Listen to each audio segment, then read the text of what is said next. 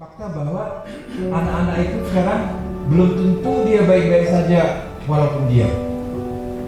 Jadi perlu pendekatan-pendekatan dari orang tua kepada anak. Itulah yang sebenarnya baik-baik saja. Dia lari menghindari masalah atau memang sudah terlalu tergantung pada hiburan digital. Nah karena itu ayah perlu mengenali hati anak, bukan hanya perilaku luarnya sama seperti aku. Tapi setelah belakangan ini, di semester terakhir, rasanya kita sangat jauh sekali gitu. WA pun kadang-kadang kita sudah nggak dibalas, kadang-kadang di telepon pun, Pak aku izin lagi nge-gym, atau Pak aku lagi ini. Jadi komunikasi kayaknya sudah sangat jauh gitu ya. Apalagi ini kan Ada yang tumbuh dengan ayah yang hangat, ada yang tumbuh dengan ayah yang keras, diam, jauh, atau sibuk. Maaf kalau kita bilang kalau di kita sana Holland minum di apa?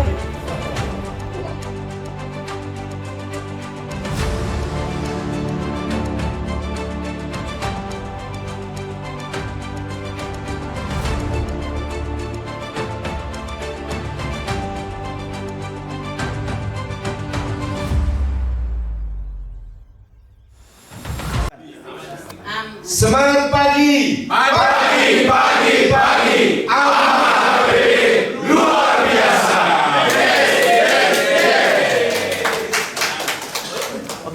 Begitu saya masuk, udah pada ngorok semua. Luar biasa tuh. Berarti akan nomor sahala tuh. Ayo dong aku sama nih. Udah bermula salahku. Atar mau dulu mana ada mau dulu kutu botangan ni nangin apa? Ada salah tuh ya mah. Ada go tempat nami yang udah di sehat sedikit. Kalau memang bersaut-sautan mah. Satu kebaktian nanti ada 2 seminar yang akan kita ikuti yang sangat-sangat bernas, penuh dengan ilmu-ilmu yang dapat kita manfaatkan. Jadi semua pembukaan kita selamat datang, selamat mengikuti acara pada pagi ini. Nah, kegiatan pertama bagian adalah kebaktian singkat. Nomor tugas di Manogoton, Haton, selamat beribadah mari kita. Di kita salutna hubungan distrik ama BB Jakarta. Dungo bima di hamurungan nami ama nau bebemat kohoti di Manogoto yang dulon tarik nata mulai. Jadi ada rasa tabukta ibadat tadi Manogoton. Tabasada marohata, tabasada marohata, martangnya yang mahita dengan tabi, martangnya yang mahita.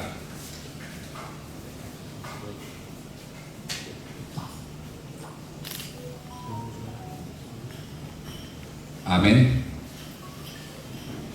Tapuji matuhata, mari dia mahita sebukbet di nomor 575 ayat cadar.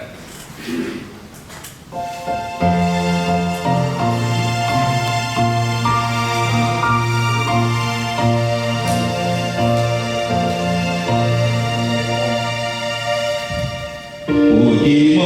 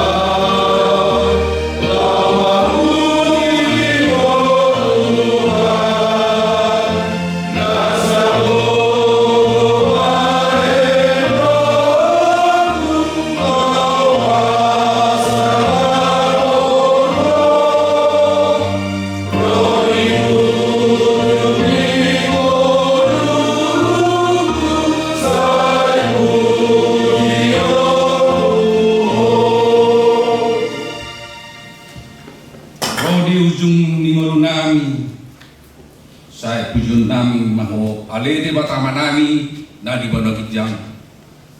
Debata nami istutudo homar hiti Yesus Kristus Tuhan nami. Puji-pujian sian anakna Tuhan Yesus Kristus dohot siator di porbadia. Amin. Hatani debata dihita namar saringar di bagasan sadarion. Ima sian buku Amos 5 ayat 14. Lului hamu manadenggan unang tagonan najati asa mangolu hamu asa tomon Jehovah debata sebaut dongan muna somon ni dok munai ido sahakna di bahasa Indonesia. Carilah yang baik dan jangan yang jahat supaya kamu hidup.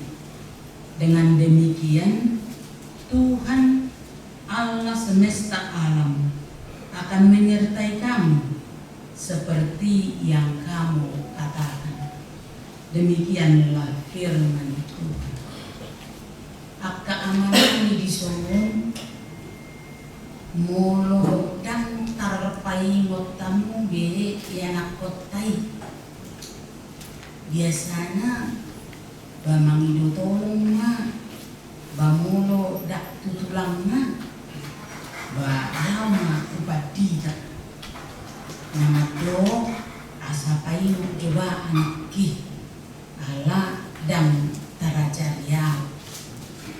Jadi mulo tabering ini natorasi mangido tu tingkat yang lebih tinggi. Mulo bulan-bulan kan tipu di manang padita menurut amatai. Alai mulo turupuk tadi bagasan sadarion dak somoni. Alana tabereng di son si Amos bukan dari kalangan imam, bukan dari kalangan nabi yang biasanya memperingatkan umat itu adalah dari kalangan imam atau dari kalangan nabi. Tetapi Amos itu justru seorang peternak. Dia dipanggil Allah. Hal ini mengingatkan kepada kita, rupanya para imam pada saat itu tidak lagi melakukan tugasnya. Dan para nabi juga tidak melakukan tugasnya. Mulu bulan nama cahai marente martania. Tapi harus sampai kepada perenungan yang luar biasa bagi Maria itu.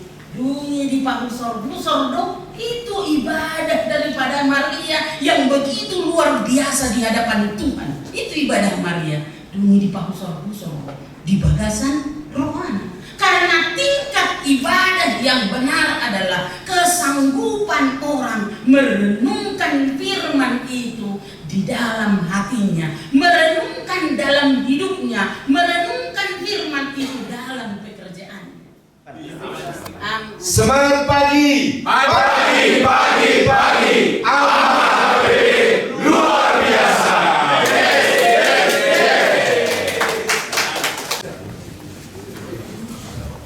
Kamanami molate di menukun dari na masai beli dan bahasa ketor makataya untuk jong au ada kapertikir berarti berjolo mas saya molate gudang bersama kapal tikion saya khusus dan tiki teman-teman tiki naruso yang begitu sibuk memulai punya kesempatan bersama dengan kita. Saya katakan bersama dengan kita tidak hanya semata-mata sebagai narasumber.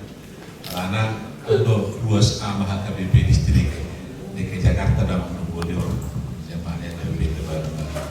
Mulai dari Mangdumoli tujuh berharap gudang impiankan Mangdumoli terus menggagasi kebersamaan tidak hanya secara KBP tapi memberi hati dalam rangka terus membuat satu komunitas baru yaitu namanya Persaudaraan Warga Gereja Sumatera Utara. di sana IKPS, IBKB, ada AKI, IKBI, BNKB dan yang lain, karena supaya Sumatera Utara kuat tiang kekuatan yang ada di DKI ini. Amin. Amin. Jadi mudah-mudahan banyak hal mungkin yang akan terjadi ketika kita boleh bersama-sama.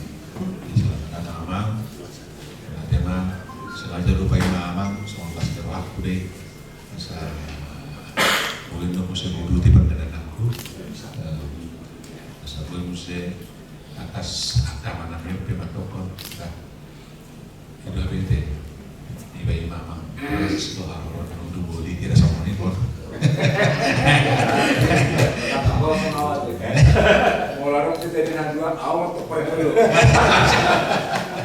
Jadi kalau tema di panitia, menghadiri Amang sebagai narasumber, apalagi tadi waktu kewirausahaan sangat pas orangnya, tapi tentu harus ada komunitas yang harus kita bangun. Kalau ada komunitas, di sana kita akan berdiskusi. Kalau ada ketua beberapa orang, 1 tahun lebih saya di Pulau Gebang, di gedung Sopo Berpikir, yang konon pendirian Sopo Berpikir itu, kenapa disebut Sopo Berpikir? Nah, harapannya adalah orang-orang Batak AKBP, inilah tempatnya, ruangnya, ya, wadahnya, tempat kita untuk menjadi memikiri bangsa dan AKBP. Alida kayak ada prediksi yang kata kota yang berpikir berniku. Jadi terus orang ini mau kayak ada be. Masa tahu lu biar bisa. Ini ada lepatan ini keluar masih noraku. Jadi lo betul PHD salah satu program Amanisti harus membuat itu. Amin. Amin. Karena dong kamu udah isi orang. Jadi buat kamu program ini ya. Sekali 3 bulan nanti ada bincang-bincang ringan dan segala macam di gedung Sopo Berpikir. Semua ini Bajolo atas yang tahu welcome Amang kembali, memberikan pencerahan, semangat buat teman-teman kita di sini. Yakin kehadiran semua Amang mengambil kursus di zone inilah menjadi katalisator yang akan menyampaikan ide-ide di semua gereja AKBP yang ada di distrik 8 DKI Jakarta. Harus mari kita terus kita semangat. Saya itu selalu guna kita lakukan biar keulau, orang yang sangat harga di Bulono. Saya sangat mengapresiasi pekerjaan kita hari ini. Kabit juga masih di sini, Puji masih di sini ya. Tolong didampingi, dan boleh terus melakukan cukup boleh teradop dengan baik. Terima atas kami, selamat mengikuti rangkaian kegiatan ini. Selamat menjadi narasumber yang mumpuni buat Amang. Lu boleh berdiri Natal. Harus berdiri selalu Natal.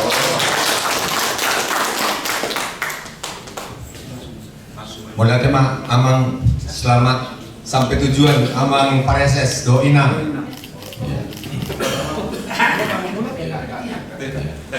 Dada Amang.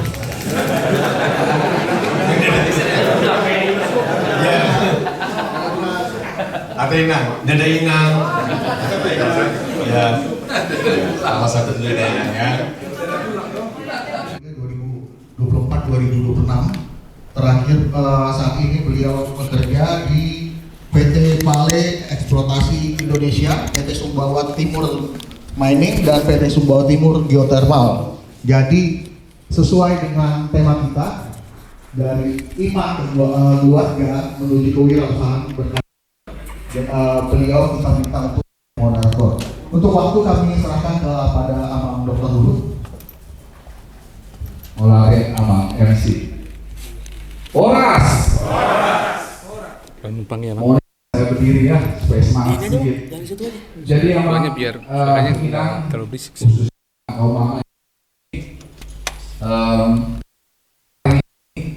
kita akan mengisi sesi kedua saat ini. Uang dan kewirausahaan ya. Akan nanti pembicara kita yang luar biasa ini adalah Amang Insinyur Dumoli Freddy Pardede MBA. Sebelum kita persilakan Amang maju ke panggung, saya bacakan dulu sedikit ya profil pembicara kita, narasumber kita hari ini. Amang Dumoli ini saat ini adalah aktif sebagai komite audit di Danantara Investment Management dan juga sebagai direktur Sinarmas Multi Arta ya sejak 2024. Kemudian di 2003 sampai 2006 Amang Dumoli juga pernah menjadi Deputi Komisioner Pengawas Industri Keuangan Non-Bank. Kemudian 2016 sampai 2024 Amang Dumoli juga pernah menjadi Deputi atau menjabat Deputi Komisioner Strategic Management. Kemudian sebelumnya 98 sampai 2003 pernah juga bekerja di Bapepam ya, Kementerian Keuangan Republik Indonesia, dan sebagai koordinator tim audit khusus investasi BUMN di 2002 sampai 2024, 2001 2018. Ini termasuk yang paling panjang penugasan dari Kementerian Keuangan dengan berbagai lembaga pemerintah ya, bisa dibaca di dalam buku acara kita. Kemudian di 2002 sampai 2012 juga ditugaskan sebagai ketua penyusunan RUU OJK nomor 21 tahun 2011. Selain itu Amang ya, teman-teman Amang yang ada di sini, Amang Dumoli juga aktif sebagai strategic experience di sini 2014 sampai 2016 ya, terlibat di berbagai seminar nasional dan internasional, baik sebagai speaker maupun sebagai panitia. Bisa dilihat berbagai macam seminar yang Amang sudah ikuti, dan sebagai pembicara tahun 97 sampai 2004 juga aktif mengikuti beberapa pelatihan baik berupa sertifikasi profesi maupun pengembangan diri ya. Di institusi integration experience juga dari 2009 sampai sekarang aktif sebagai Dewan Pengarah lembaga standar profesi manajemen risiko dan seterusnya, ada panjang sekali ya experience dari Amang Dumoli. Jadi diharapkan pada sesi ini Amang Dumoli akan banyak memberikan sesuatu kepada kita, khususnya dengan topik iman dan kewirausahaan ini. Oleh sebab itu mari kita berdiri semua, kita sambut Amang. Mari kita berdiri, kita sambut Amang Dumoli. Tepuk tangan semuanya, silakan Amang.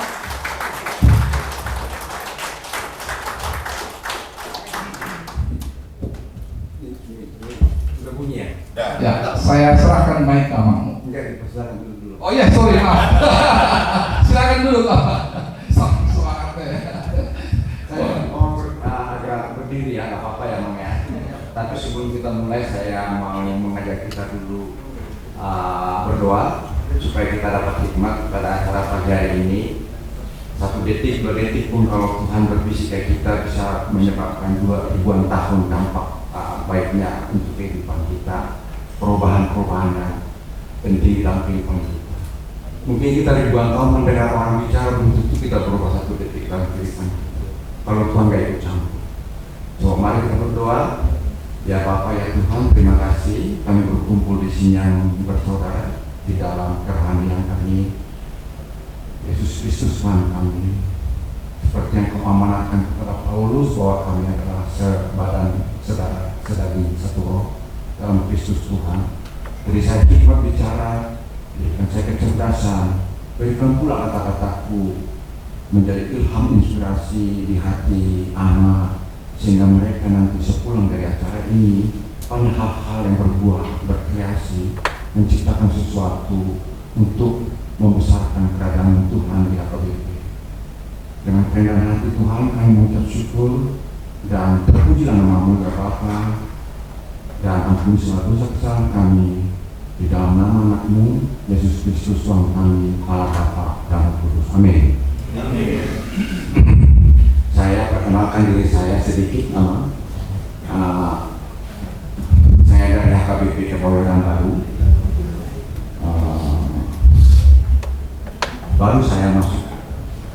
baru sebelumnya Romangun.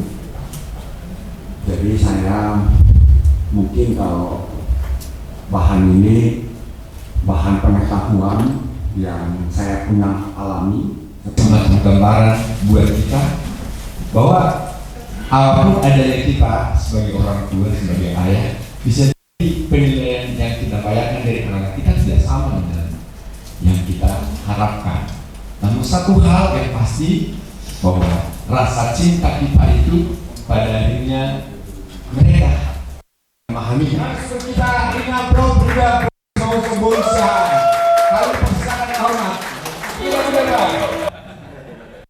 Baik, Amang Minang semua Amang dan Minang ya. Perlu dikenalkan pemusiknya. Bangsa berusiaan Mas. Beliau saat ini aktif di Universitas Indonesia pada sore ini. Waktu dan tempat kami persilakan dan kita sambut dengan tepuk tangan.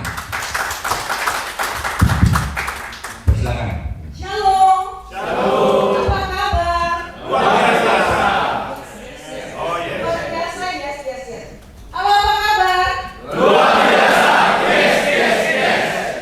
Ini jam yang sangat krusial ya. Harus makan enak. Tapi tadi otak sudah disegarkan kembali ya. Baik. Jadi saya luar biasa terharu. Karena biasanya kalau saya ceramah, karena bidang saya pendidikan anak dan keluarga, yang hadir itu kaum ibu.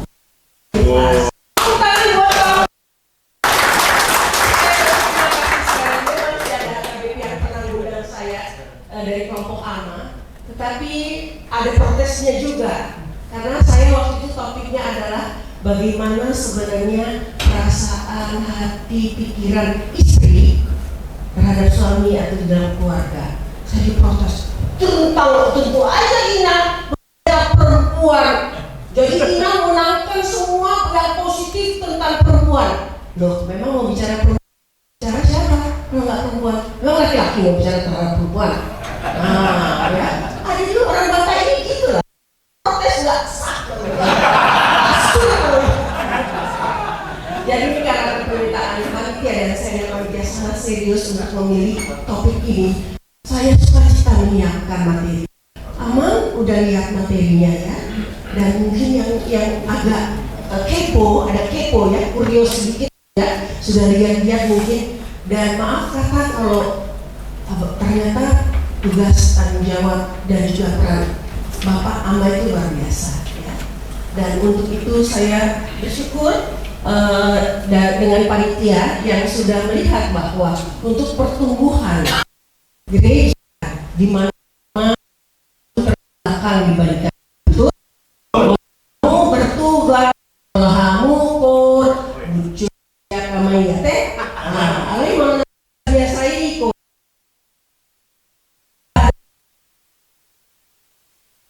akan sepi kalau kaum ibu datang. Jadi ya, itu keberadaan kita tidak hanya untuk gereja, tetapi yang paling penting di tengah keluarga. Mari kita renungkan sedikit. Argoci, boleh nggak musik lembut sedikit mengiringi perenungan dalam hati? Sebentar Kak, lagi ada isokan. Ya nggak apa-apa. Sambil nggak apa-apa. Ya, lupa bilang duluan tadi. Maaf ya, Ama sangat penting di sini.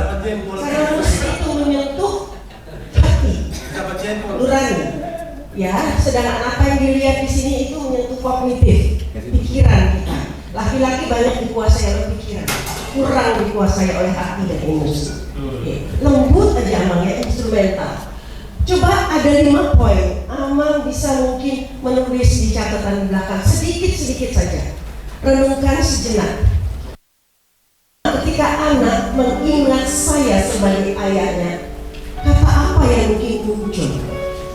Mungkin hanya 1-2 kata atau 1 kalimat. Silahkan boleh menulis karena ini akan dibawa pulang dan cek apa betul pandangan Amang terhadap pikiran anak. Nanti tolong dicek dulu. Ketika anak mengingat saya sebagai ayahnya, kata apa yang mungkin muncul? Oh, di buku juga ada ya. Boleh ditulis langsung di buku itu juga boleh. Itu tulisable kan? Artinya artinya bisa ditulis ya. Bisa. Yang kedua, tulis di bawahnya sini aja jawabnya. Apakah saya lebih dikenal sebagai pencari, mengatur, mengarahkan, directing ya, pendengar, atau kritikus? Mungkin pilih satu. Kalau terpaksa dua boleh. Kalau tulis, kalau perlu yang mana yang tepat di buku itu ya. Aman. Nah, buku ini ya. Di sini. Ya. Apakah anak saya merasa aman bercerita dengan saya? Kan setiap kali kita bilang aman nggak aman? Yang duduk di ujung aman nggak aman? Aman? Aman. Aman? Nah, anak kita kalau cerita dia merasa aman nggak? Sampai ditunggunya bapaknya sampai malam. Lagi kalau keluar karena merasa gundah-gulana dia. Ya, kemana bapakku? Aku rasa tidak aman. Aku pengen banyak cerita sama dia. Itu yang ketiga. Yang keempat, apakah saya sebagai bapak hadir secara emosional atau hanya secara fisik? Artinya secara emosional dia tenang berbicara dengan kita, dia bisa bercerita hal-hal yang sangat private, rahasia, dan dia merasa bahwa hidupnya itu berjalan dengan ayah, bahwa saya dikasih, atau memang saya cuma hadir, udah bersyukur saya bisa pulang ke rumah, tapi saya tidak pernah menatap mata anak saya. Apakah saya pernah memeluk anak saya? Apakah dia merasa dipeluk? Ini banyak cerita tentang ini. Saya menjelang menikah seorang perempuan itu kemudian bisa menolak untuk digandeng ayahnya maju ke langgatan karena merasa bahwa ayahnya hadir dalam hidupnya. Apakah bapak pernah mengantar anak ke sekolah minggu? Apakah dia senang sekali menggendong tangan kita dan mengucapkannya itu bertahun-tahun? Seperti contoh kasus saya itu, dia bilang, saya selalu lihat om-om saya, budak-budak saya menggendong anak di bahu, di mana untuk berangkat ke sekolah minggu. Saya hanya mengikuti mereka di belakang. Bapak saya tidak pernah mengantar saya ke sekolah minggu. Itu teringat sampai berpuluh-puluh tahun, sampai dia mogok untuk maju ke langgatan ketika waktu pernikahannya. Ya, prosesnya panjang. Yang kelima, apa satu hal yang ingin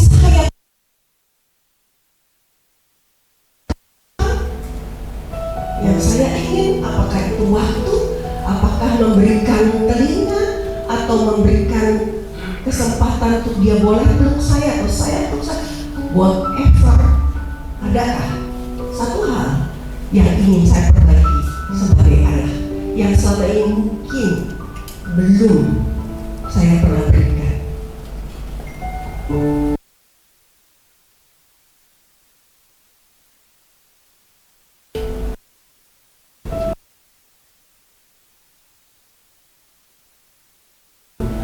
Oh, belum punya anak, sorry. Ada berapa yang belum punya anak? Oh, cukup banyak, sorry. Ganti apa ya? Pasangan? Anak sekolah minggu boleh. Pasangan juga boleh. Ya, pasangan juga boleh. Pasangan juga boleh. Aman, aman. Aman, aman. Perlu waktu? Udah cukup? Ya, gak apa-apa. Kalau sekarang masih ragu untuk menuliskan apa, itu ada di sana dan itu menjadi PR. Saya kasih banyak PR kalau ada yang seperti ya. Sampai akhir pun saya kasih PR untuk awal pulang untuk mengisi 10 kali apa yang harus dilakukan di rumah. Oke. Mengapa tema ini penting sekarang? Ada cukup banyak gereja yang tetapi maupun yang bilang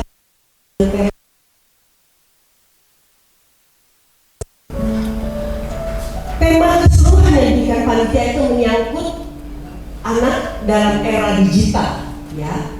Kita lihat era digital ini informasi cepat, perlunya validasi sosial, pembuktian ya tentang apa yang terjadi di sekitar, konten pendek.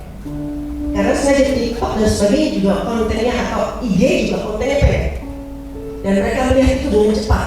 Dan kalau kita yang orang tua melihat TikTok dan lihat IG itu kadang-kadang dia sampai berulang, kita masih belum ngerti, kita berulang sendiri ya. Jadi itu kontennya pendek.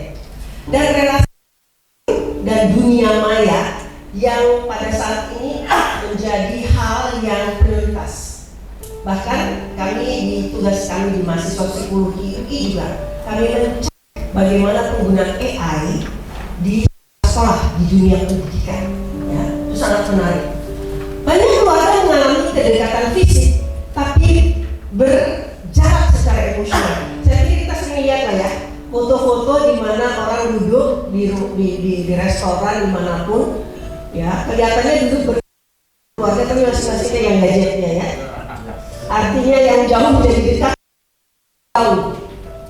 dekat satu sama lain fisiknya, jaraknya, tetapi jauh di dalam interaksi dan komunikasi. Dan dia berkomunikasi, berinteraksi justru dengan yang jauh ya.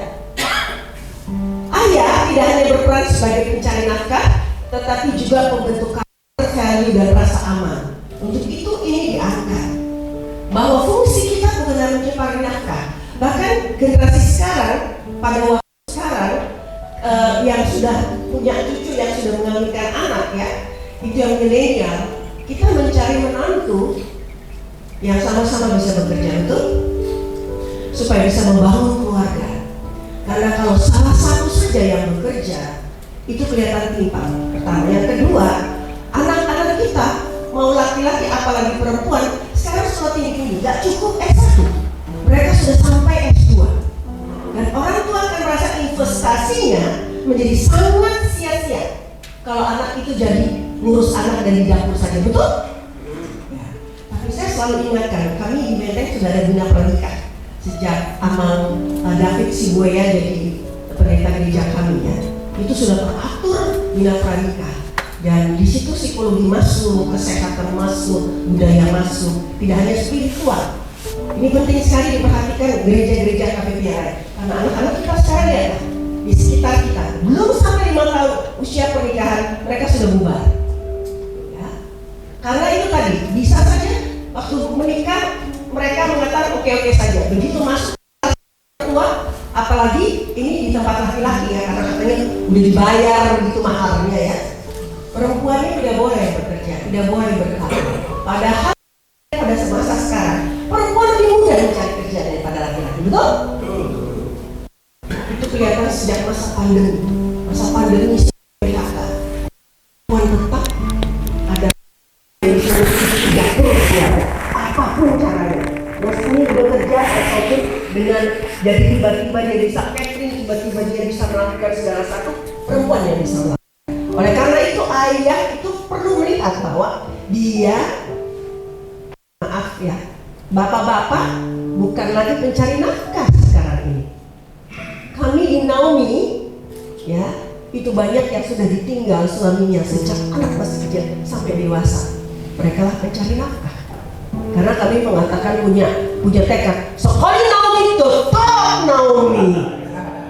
Kalau sama bapak-bapak kan susah ya, karena anak masih kecil, perlulah pengganti bu ya. Ini saya mau urus kelakon ya. Dan bu ya ama sambil ibu sambil cari nafkah, tapi ibu bisa. Ibu bisa. Betul? Sudah nyata terbukti ya. Betul ya. Tantangannya bukan membuat anak menjadi anti teknologi dengan topik ini ya, dengan topik yang kita bahas, tetapi membimbing anak memaknai teknologi dengan bijak. Jadi nanti kita melihat Amang ya, kalau Inang nggak boleh 2 kali ya, kalau Amang boleh nggak 2 kali? Amang boleh nggak? Dosi?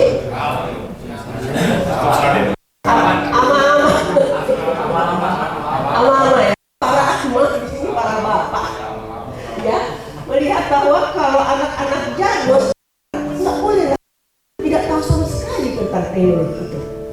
Ngomong-ngomong kita ya, saya sudah menjelang 72 tahun. Saya masih mengajar dan saya terus-menerus updating teknologi maupun pengetahuan sesuai dengan generasi-generasi yang berbeda-beda ya. Jadi sekarang saya mengajar pelajar CD itu udah cucu saya, Pak kandung tingkatnya tingkat cucu ya, dari mulai ngajar tingkat anak sampai ke tingkat cucu. Nah, kalau boleh kita berharap ya di dalam sesi ini kita jangan merasa langsung waduh nanti saya dikuliti ini, nanti saya ketahuan kurangnya. Tidak perlu merasa itu. Karena apa? Tidak ada orang tua yang sempurna. Tadi film tadi saya mau menangis ya. Betul ya, itu benar-benar bapak yang secara fisik tidak bisa mendengar. Tapi ada banyak orang tua yang punya kelengkapan fisik tapi juga tidak pernah mendengar dan bisa mendengarkan anak-anaknya. Betul ya? Kita melihat itu.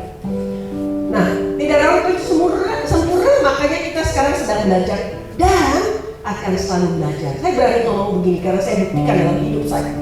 Ya. Walaupun sudah di atas 70, belajar itu terus-menerus harus dilakukan, beradaptasi dengan apa yang terjadi di sekitar. Diskusi kalau kita lakukan tadi seperti tadi itu tidak perlu untuk mempermalukan. Misalnya pasangan kita, aduh kasihan ya istri saya, anak saya ya kok punya bapak kayak gini, nggak perlu. Kita jangan lihat ke belakang, kita lihat sekarang dan ke depan ya. Contoh kasus di Basu pembelajaran bukan untuk menghakimi. Kalau saya pun kasih contoh nyata itu kasus-kasus yang hadapi, bukan untuk lihat oh saya kayak gitu, berarti saya salah, saya dosa. Nggak selalu begitu ya. Setiap ayah akan diajak menemukan satu langkah kecil yang realistis yang dilakukan minggu ini. Nanti itu PR, kalau ada yang udah rajin membaca sudah lihat itu di buku. Oke, sekarang kita main dulu ya. Kita main dulu, nanti kita bergerak ya. Ini fakta, ini mitos. Nanti saya minta Bapak maju sesuai dengan sepakat pendapat apa. Pertama ya, saya mulai ya.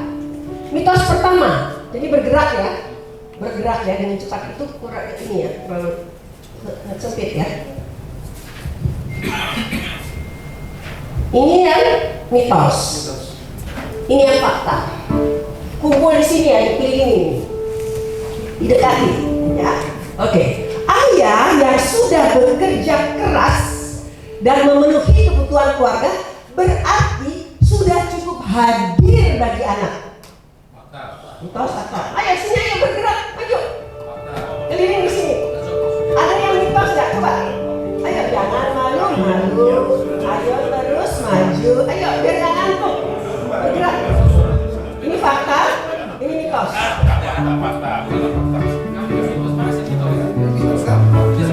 Oke, itu mitos ya. Nggak apa-apa, contoh gantian. Itu aman ada yang jago.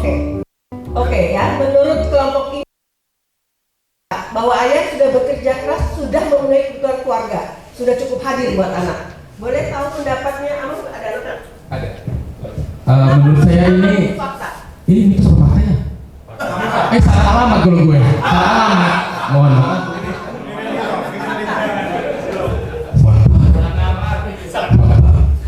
Kenapa saya bilang fakta? Karena ayah itu kepala keluarga dan bekerja untuk keluarga dan anak. Itulah pengertian saya. Maaf kalau salah dikoreksi. Ada lagi yang memberikan pendapat, menambahkan Bapak ini? Satu pendapat? Satu pendapat. Kenapa mitos sama?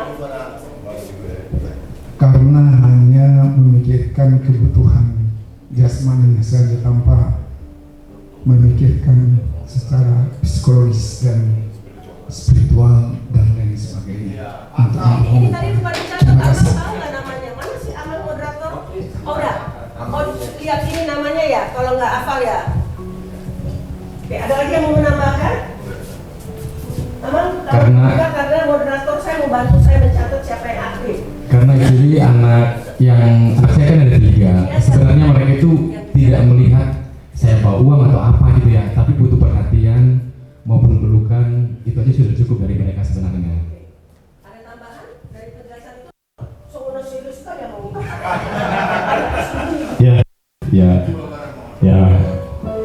Sebetulnya nggak cukup kita hanya memenuhi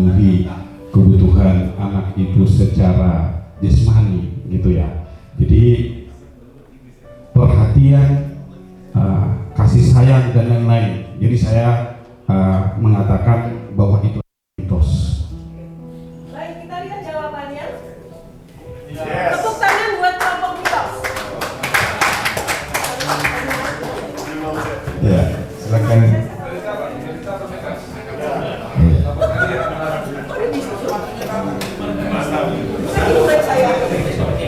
Baik, sekali lagi tepuk tangan untuk kelompok mitos.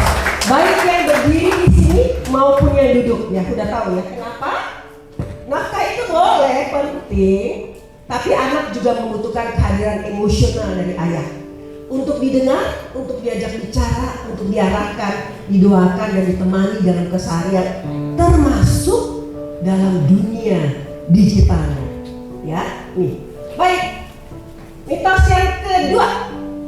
Anak yang diam bermain gawai belum tentu sedang baik-baik saja. Fakta, mitos. Silakan maju gantian, ayo. Biar bisa dijajah. Ini fakta, ini mitos. Asal bergerak amang aliran darah itu tidak perlu duduk saja. Darahnya kurang mengalir. Ayo dari belakang amang. Ini fakta. Ini mitos. Ayo, belum ada mitos. Kenapa sama dia, Ramang? Ini nggak ada hukuman, adanya hadiah. Ada lagi tolong dari belakang sana. Ayo, Amang yang belum maju tadi, silakan. Oh, kenapa Amang? Saya mitos. Kenapa itu?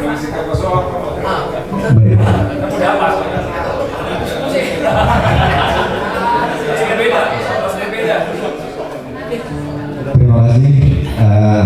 Sebenarnya saya belum punya anak ini, tapi ini buat paraman saya kebetulan tinggal bersama saya. Jadi seperti yang bilang tadi, aku nggak mau menghakimi dari orang tuanya. Cuman menarik yang mengatur per-HP-an dia kebetulan saya, kontrol dari HP saya. Jadi selama dia jamnya sudah lewat, dia bercerita dengan saya, banyak ceritanya. Karena ya sebenarnya nggak ada, cuma nanti jadi menghakimi gitu kan. Tapi dia lebih nyaman sepertinya bercerita dengan saya. Jadi selalu punya saya ada waktu setelah dia lepas dari HP-nya, dia itu banyak bercerita. Jadi kalau kumatikan HP-nya belum waktunya, misalnya jadwalnya masih main HP harusnya, tapi saya stop dulu. Saya pengen dengar dia cerita tentang persekolahan, semua itu cerita sama saya. Jadi saya sepakat bahwa ini lepaskan dari HP, ternyata dia punya banyak cerita. Itu Ina. Terima kasih. Yang fakta, ini fakta. Ini fakta, Mang? Iya.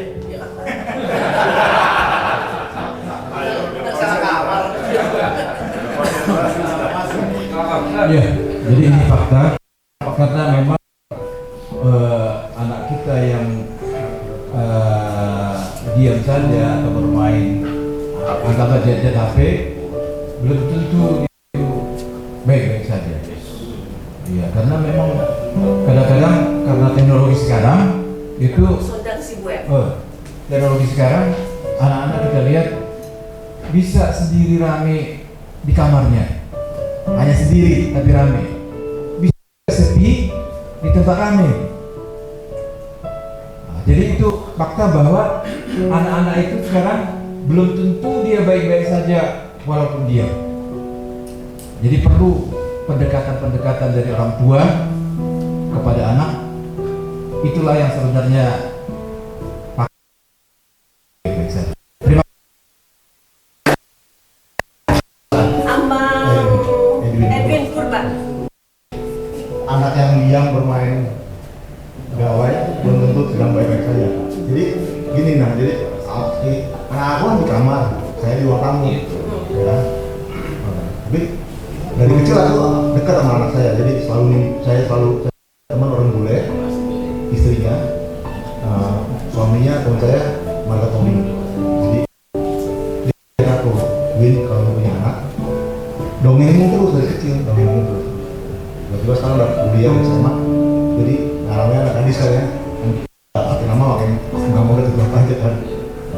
Jadi aku lihat lah dia, aku tawa, apa lihat gawainya, terus nangis, kemudian aku lari, kenapa dia? Nah terus di galau, bapak cowok, kampus, terus tiba-tiba, tapi kalau tawa, tawa lagi gitu lah. Terus aku colek bicara, tolong nggak tanya apa namanya, kenapa gitu kan? Padahal bapaknya tuh, tapi ini bapaknya nggak mau terbuka tuh, mamanya terbuka, tuh mamanya terlapor lapor, nih, harus begini deh, boleh begini. Iya pak, iya pokoknya kalau kamu punya masalah sama bapak, jangan kamu lari ke gadget, aku bilang. Jadi dia itu bukan apa namanya setelah apa tuh gadget itu bukan, kan sekarang banyak anak kecil tuh AI kan, percaya AI daripada orang tua untuk ngomongnya nggak. Apakah mengerjakan soal ini mudah? Maksudnya anak-anak dari jauh nanti. Jadi jangan deh, bapak mama manusia sama AI itu. Ya, terima kasih. Terima kasih dulu. Terima kasih.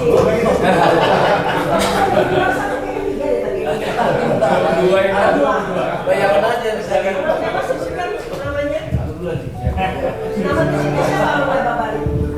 Nama saya Ferry. Ferry Nababan. Nah, jadi kalau dikatakan anak yang diam bermain gawai, belum tentu sedang baik-baik saja. Itu bagi saya mitos, karena ada kategorinya.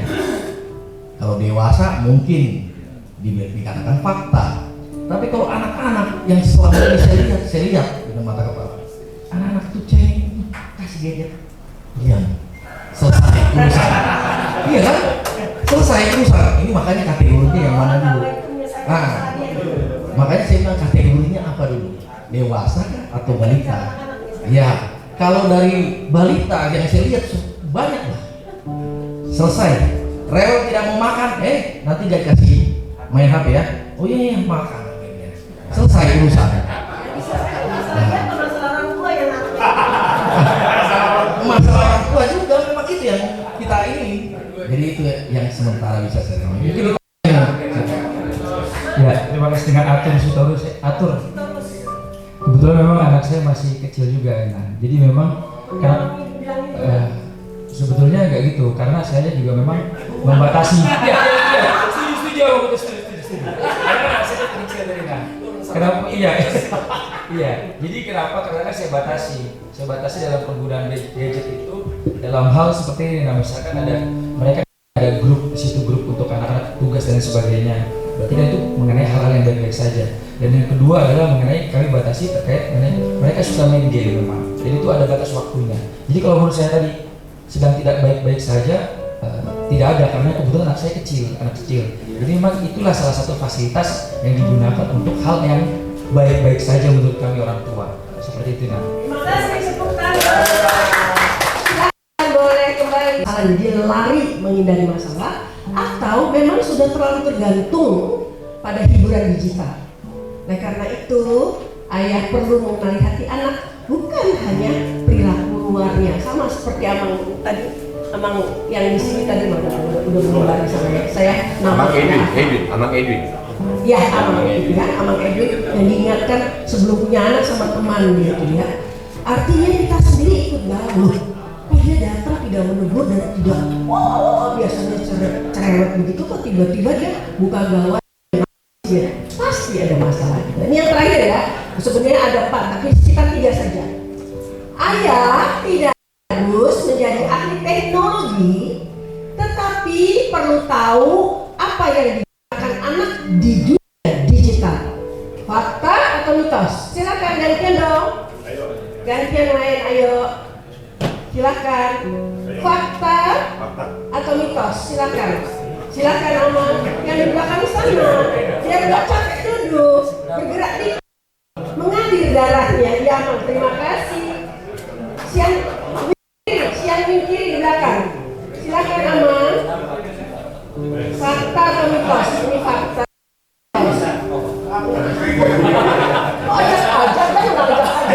Dia salah. Ada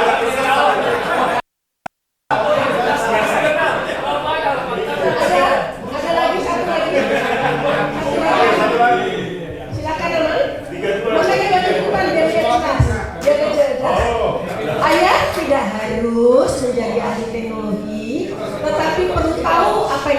anak-anak di dunia digital. Aman? Mitos? Oke, baiklah. Silakan sebutkan namanya. Nama saya Victor Sinaga. Jadi menurut saya karena masih ada orang dari Gigil, Bapak Victor yang terhormat nggak perlu kontrol lagi, udah 18 tahun. Jadi masih menurut saya harus sekali. Jadi saya berlawan dari Gigil, makanya saya kontrol lagi. Karena itu dulu dari SD saya kontrol mereka semua, satu keluarga pemilih. Iya, jadi saya tahu kalau anak saya buka apa, saya bisa kontrol dari jauh. Dari dia, Pak, tolong buka kunci dong. Baru saya buka, mau. Jadi Bapak yang kontrol selama ini ya? Iya. Tapi tahu dulu saya belajar dari Gigil gimana cara mengontrol anak main HP. Tapi sekarang udah saya lepas. Soalnya ada balik motor udah 16 tahun. Udah kelas 2 SMA. Terima kasih, Bu. Baik, terima kasih. Ada tambahan? Bukan tersesat tadi ya? Tidak tersesat. Nah, kalau dibilang tidak tahu apa teknologi, memang bukan ahli. Tapi saya sebagai DMX itu kan lompatan teknologi ya. Akhirnya mau ini salah satu dari teknologi dan akhirnya tahu sebenarnya yang besar. Jadi sebenarnya ayah itu emang nggak perlu, tapi yang perlu tahu itu sebenarnya yang ada apa ya yang dilakukan anak-anak digital itu harus tahu gitu. Kayak seperti saya itu kadang-kadang saya suka kepo, ulik, memang itu perlu kasih privasi sih gitu. Seperti yang mungkin Inang tahu sekarang punya second alter gitu ya, punya 2 atau malah 3 gitu. Dia kadang-kadang tadi saya baca tadi ada beberapa poin tentang validasi di dunia sosial, ada media sosial, dan itu menurut saya sebenarnya sempat diskusi sama istri saya apakah kita perlu parental control. Tapi menurut saya tidak melihat tidak baik.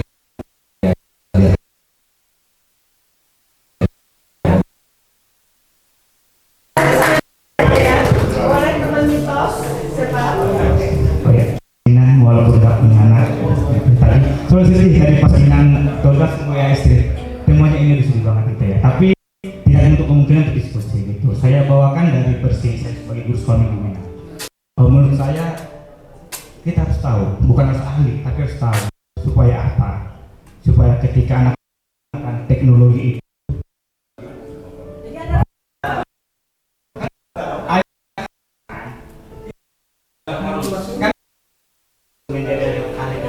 menurut saya harus tahu.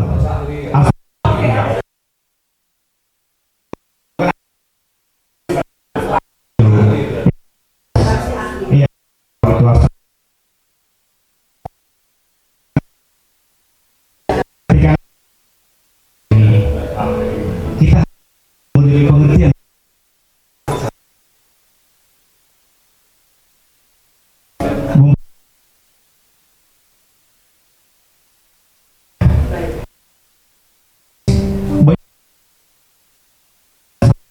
Ya, jadi mereka membentuk kelompok dan mau lagi keluar dari kelompok itu. Jadi itu pemahaman seperti itu mereka sehingga mereka mengerti apa yang mereka gunakan itu sih. Terima kasih. Ya, jadi saya kategori ahli teknologi. Tapi untuk kategori keluarga kita basic. Nah, tadi bukan cuma tontonan, games, ya kan, percakapan. Karena anak ini itu, kalau kita tidak mengetahui, akhirnya kita nggak punya kontrolnya seperti apa. Ya, kebetulan saya kedua kan ADHD dari umur 3 tahun. Sekarang dia first language-nya bahasa Inggris. Dia mengetahui itu dari mana? Dari tontonan gitu. Jadi lesnya bahasa Indonesia, jadi bukan bahasa Inggris.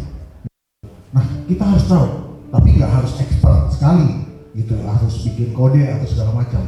Jadi ini mitos gitu. Terima kasih. Ya, saya coba tambahkan, saya juga seorang guru ya, praktisi pendidikan. Kalau kita bicara tentang ahli, kalau di levelan kami guru, anak-anak ini bahkan untuk kelas primary aja sudah paham tools yang digunakan mereka itu apa. Kita tahu Roblox, mereka tahu permainan Discord, komunikasi melalui Discord, dan itu hal-hal yang bisa disusupi oleh banyak ya kalau anak kecil, predator kecil atau apapun juga. Jadi memang kami sebagai pendidik harus ahli untuk mengetahui apa saja tools yang digunakan tersebut ini. Baik, terima kasih. Ya, mungkin karena anak saya sudah kuliah, salah mahasiswanya Bu Prof, dan ada adiknya masih juga kuliah dan yang satu masih SMP. Ternyata beberapa waktu awal-awal saya follower di medsosnya, katakanlah di Instagram. Saya, wah bagus ini posting-posting. Ternyata dia punya second, ada yang lain-lain. Nah, kok jadi saya nggak tahu. Jadi saya perlu tahu medsos tahu, oh biar nggak tahu orang tua saya. Itu anak-anak sekarang yang terjadi. Akhirnya saya tidak tahu teknologi, tapi saya buat aturan sampai jam 9 atau katakanlah sampai jam 10 malam boleh bermain gawai, gadget, off, kita berdoa bersama di meja makan gitu ya, di nongkrong. Jadi saya nggak tahu, bukan beda seperti mereka. Saya nggak tahu teknologi, tapi saya buat peraturan agar saya ngerti mereka berhenti. Saya tadi second akhirnya dikasih tahu saya tahu juga walaupun sedikit ngintip gitu ya hilangnya. Ya itu. Terima kasih. Luar biasa ya, terima kasih Amang partisipasinya. Jadi memang jawabannya kenapa? Ayah tidak perlu menguasai semua aplikasi, tidak perlu jadi jago. Nanti anak-anak kita yang belajar jago aplikasi kurang pekerjaan karena direbut semua oleh bapak-bapak ya. Tetapi ini yang perlu ya, tetapi perlu cukup memahami dunia, memahami ya, taksonominya tuh di sekedar pemahaman, tidak sampai skill. Tadi kalau ahli itu sudah sampai psikomotor, sudah sampai terampil ya. Kalau ada kesulitan kita bisa melakukannya. Kesulitan anak dalam bidang teknologi kita bantu karena kita tahu kita tidak perlu, tetapi bisa berdialog, memberi batas karena kita tahu dunia digital seperti apa, dan menolong anak memakai teknologi dengan bijak ya. Termasuk tadi beberapa mengatakan ada beberapa hal yang perlu kita pahami tentang istilah-istilah yang terjadi pada anak-anak kita itu artinya apa ya. Baik, ini yang ketiga. Selama anak memakai gawai di rumah berarti anak aman dari pengaruh buruk dunia luar. Mitos atau fakta? Yes, ini mitos. Bahaya. Justru di dalam kamarnya, di dalam gawainya itu bisa masuk berbagai macam dunia luar melalui tadi video game, media sosial, chatbot, AI. Karena itu rumah yang aman secara fisik tetap membutuhkan pendampingan digital dari orang tuanya ya. Jadi jangan bodoh-bodoh amat, jangan dak aku pelajari, sekarang opung-opung aja. Aku lihat semua baca Alkitab, udah pakai di UND, semua udah buka pakai gawai ya. Udah susah mengangkat yang baru yang berat. Oke, baik. Nah sekarang kembali coba kita menuliskan ya. Coba tuliskan satu kata pada kertas, jangan ponsel ya, tapi buku yang disiapkan buat kita. Saat ini saya ingin anak saya mengenal saya sebagai ayah yang seperti apa. Terutama berkaitan ya, paling sedikit udah nggak apa-apa, udah mati. Paling tidak di dunia digital sekarang ini. Anak saya mengharapkan saya sebagai apa? Ya. Ini untuk ibu, coba tanya nanti ibunya. Kalau ibunya sendiri pinginnya ayahnya sebagai ayah yang seperti apa? Tanyakan nanti di rumah ya. Atau kira-kira sudah ada, boleh dituliskan. Kalau sudah ada boleh dituliskan, tapi pastikan apa betul jawaban yang kita tulis itu dengan pikiran dan pendapat dia. Ini caranya kita selalu tidak mengandalkan overthinking kita. Menurut kita apa menurut kita, tapi tanyakan menurut mereka seperti apa. Sama seperti anak-anak. Mardika, saya pikir kita di dalam proses kehidupan sebagai orang dewasa pernah merasakan sakitnya kalau dilakukan mardikan oleh orang tua atau di dalam pekerjaan di kantor. Kita berbuat sama, berprestasi sama, kenapa yang satu lebih prioritas, lebih dapat kesempatan dari yang lain? Kita mengatakan dan merasakan, mengupayakan anak-anak itu mendapat sesuatu yang sama, baik itu kasih sayang maupun fasilitas. Tapi cek pada anak-anak kita, karena kebutuhan mereka berbeda. Anak nggak selalu minta fasilitas fisik yang sama dengan kakaknya atau adiknya, tapi dia butuh yang lain. Perhatian. Kalau pernah dengar ibu-ibu ini biasanya udah banyak kita bahas. Ada cara kita mendekati komunikasi dengan melihat 5 bahasa kasih. Ada yang pernah dengar 5 bahasa kasih? Ada yang sudah pernah dengar? Wah, lain kali kita harus bicara 5 bahasa kasih. Bahwa setiap orang memiliki bahasa kasih yang berbeda-beda. Ya, jadi mereka kita lihat bahwa satu anak itu senang dipeluk, yang satu anak beda. Dia pokoknya dari mana-mana kita semua oleh-oleh, kicil pun itu, permen pun satu. Pokoknya dia lihat ini ada perhatian buat saya. Ada yang memang pokoknya senang di kerja sama-sama. Pokoknya lagi dia ngapain, kita duduk aja nggak usah ngomong. Itu dia senang banget. Tidak selalu semua fisik minta hadiah, tidak selalu semua minta ditemani, tidak selalu semua itu mesti dipeluk. Beda-beda anak-anak itu. Jadi mardikan itu artinya seringkali kita berpikir sama untuk setiap anak, tapi anak merasakan enggak. Kan diperlakukan tidak sama dan tidak adil, ya. Sudah ya, buat kita sendiri itu penting sekali. Oke. Ayah dalam satu kata itu merupakan cara seseorang untuk menjadi ayah yang seringkali dirasakan karena pengalaman masa lalu. Kita seperti ini itu karena latar belakang kita masing-masing. Oleh karena itu, ketika Bina Pranikah, kami, terutama saya di bidang psikologi dan pendidikan, akan mencoba pertama kali memberi instrumen perbedaan pola asuh orang tua sebelum mereka menikah. Ini mau menikah ya. Kemudian nilai-nilai apa sih sebenarnya diajarkan oleh masing-masing calon pengantin pria atau pria. Kemudian kami minta diskusi. Kalau sama nggak masalah. Tapi kalau beda, mana yang mau dipilih untuk keluarga mereka nantinya? Karena ini menjadi masalah yang sangat besar. Sorry to say, ada kita yang lahir dengan buah-buah yang manis, dengan kebahagiaan, keharmonisan orang tua, kesederhanaan, nilai-nilai kesatuan, mangan ngumpul gitu ya kalau orang Jawa bilang.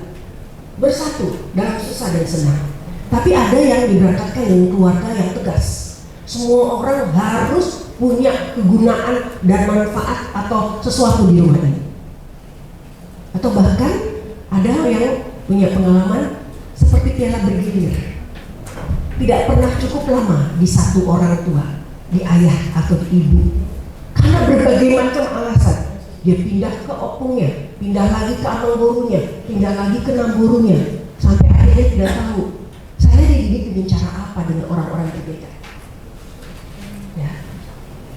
Jadi tumbuhlah dia dengan, saya selalu bilang di dunia pendidikan ini, tadi mana murid saya tadi, duduknya begini saja. Nah, bukan tadi mahasiswa saya di anak datang ke sekolah itu bawa backpacknya sendiri-sendiri. Ini kebetulan memang tidak bawa tas ya. Kita bisa tahu seperti apa latar belakangnya dari isi backpacknya. Tanda kutip ya simbol. Apakah di dalam isi backpacknya itu ininya apa ranselnya itu paku, pasir, terus lumpur, ya pisau, sampah yang mau busuk. Atau ada anak yang backpacknya ranselnya itu isi coklat, bunga, harum, permen. Jadi kalau dia mau berbagi mau ambil sesuatu buat dirinya dan mau berbagi bagi orang lain, sangat tergantung isi backpacknya betul. kalau kita cukup kasih sayang, kalau kita cukup perhatian, kita merasa bahagia dan kita ingin membagi kebahagiaan kita dengan mudah ke orang lain. Tapi sebaliknya, kalau memang isi jiwa kita ini, kendi kehidupan kita ini sesuatu yang negatif, yang buruk, yang bau, itulah yang dibagi buat dirinya dan juga orang lain. Paham ya yang saya maksudkan? Jadi ada yang tumbuh dengan ayah yang hangat, ada yang tumbuh dengan ayah yang keras, diam, jauh, atau sibuk. Maaf kalau kita bilang kalau di kita sana Holanda minum di lapo ya, minum tuak di lapo, ibu bekerja keras di ladang. Itu prototipe orang Batak. Tapi di sini mungkin tidak seperti itu kan. Jadi father figure, peran ayah adalah risiko akan terjadinya impact fatherless. Ayah yang mestinya hadir untuk bisa cari solusi, untuk perlu lebih sabar dan memberikan kontrol sosial kan ya, memberikan kontrol sosial. Oke, sekarang kita lihat generasi Z dan Alpha yang sedang kita hadapi juga di sekolah minggu ya, kita bisa melihat. Saya mengalami itu semua. Mahasiswa saya dari generasi, jadi saya baby boomer, saya sampai terus terus kemudian milenial, dan sekarang anak-anak milenial udah punya anak-anak yang generasi Z dan Alpha and Y lagi sekarang ya. Mereka itu rata-rata remaja dan dewasa muda yang tumbuh sudah bersama internet dan media sosial, terutama pada masa pandemi. Mau tidak mau kita berbagi gadget. Kita tahu yang di sini pasti tadi ya Amal bilang, saya berikan komputer satu-satu supaya tidak berantem dalam belajar pada masa pandemi. Tapi kami melayani mereka yang di pinggir jauh dengan wahana visi, World Vision ya, dengan LAI dan sebagainya. Anak-anak yang cuma punya satu gawai di rumah dipakai untuk ayah, ibu, dan 3 anak. Gimana berbaginya? Belum lagi jaringan dan sebagainya ya. Kemudian anak-anak yang sejak kecil seperti ini, akrabnya dengan layar sentuh, video pendek dan kecerdasan buatan. Itu juga yang terjadi dengan cucu saya 2 tahun. Itu jarinya lentik sekali. Ya, gampang sekali cari video yang dia suka.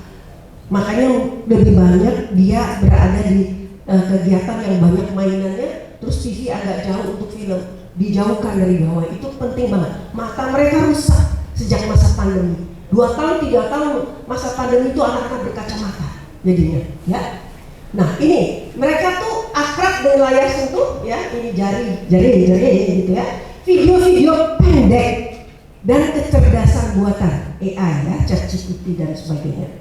Nah batas generasi tidak perlu kaku sebenarnya kalau kita bahas generasi apapun. Yang penting adalah memahami konteks perkembangan mereka. Itu yang saya katakan.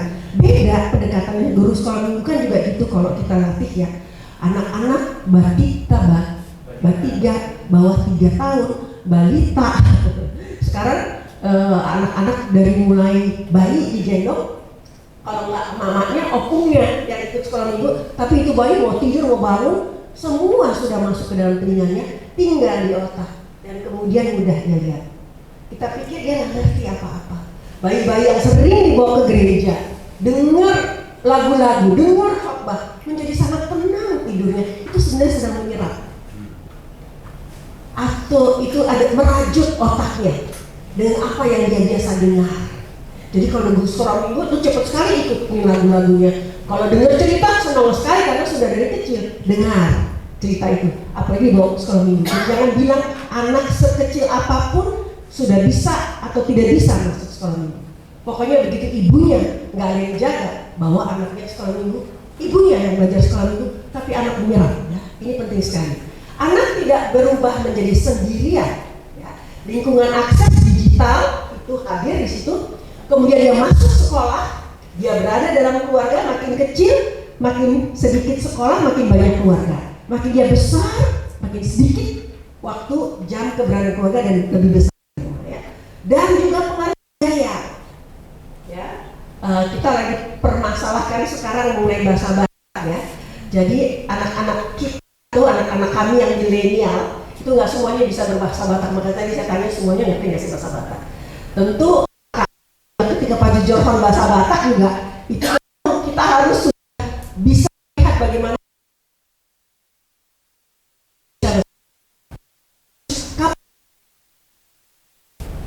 Kalau misalnya di kami di Menteng jam itu jam 10 karena sekolah minggu jam 10, ya kadang-kadang itu mereka drop anak di kafe atau mereka nanti setelah itu mereka pergi ke gereja lain yang mereka seperti GBC ya, mereka ikuti di sana. Tapi ngantor sekolah minggu masih bagus lah ya, masih kita mau marahi lagi. Ada yang udah dari sekolah minggu pun udah dibawa ya keluar dari gereja atau HKBP karena hanya masalah bahasa Batak.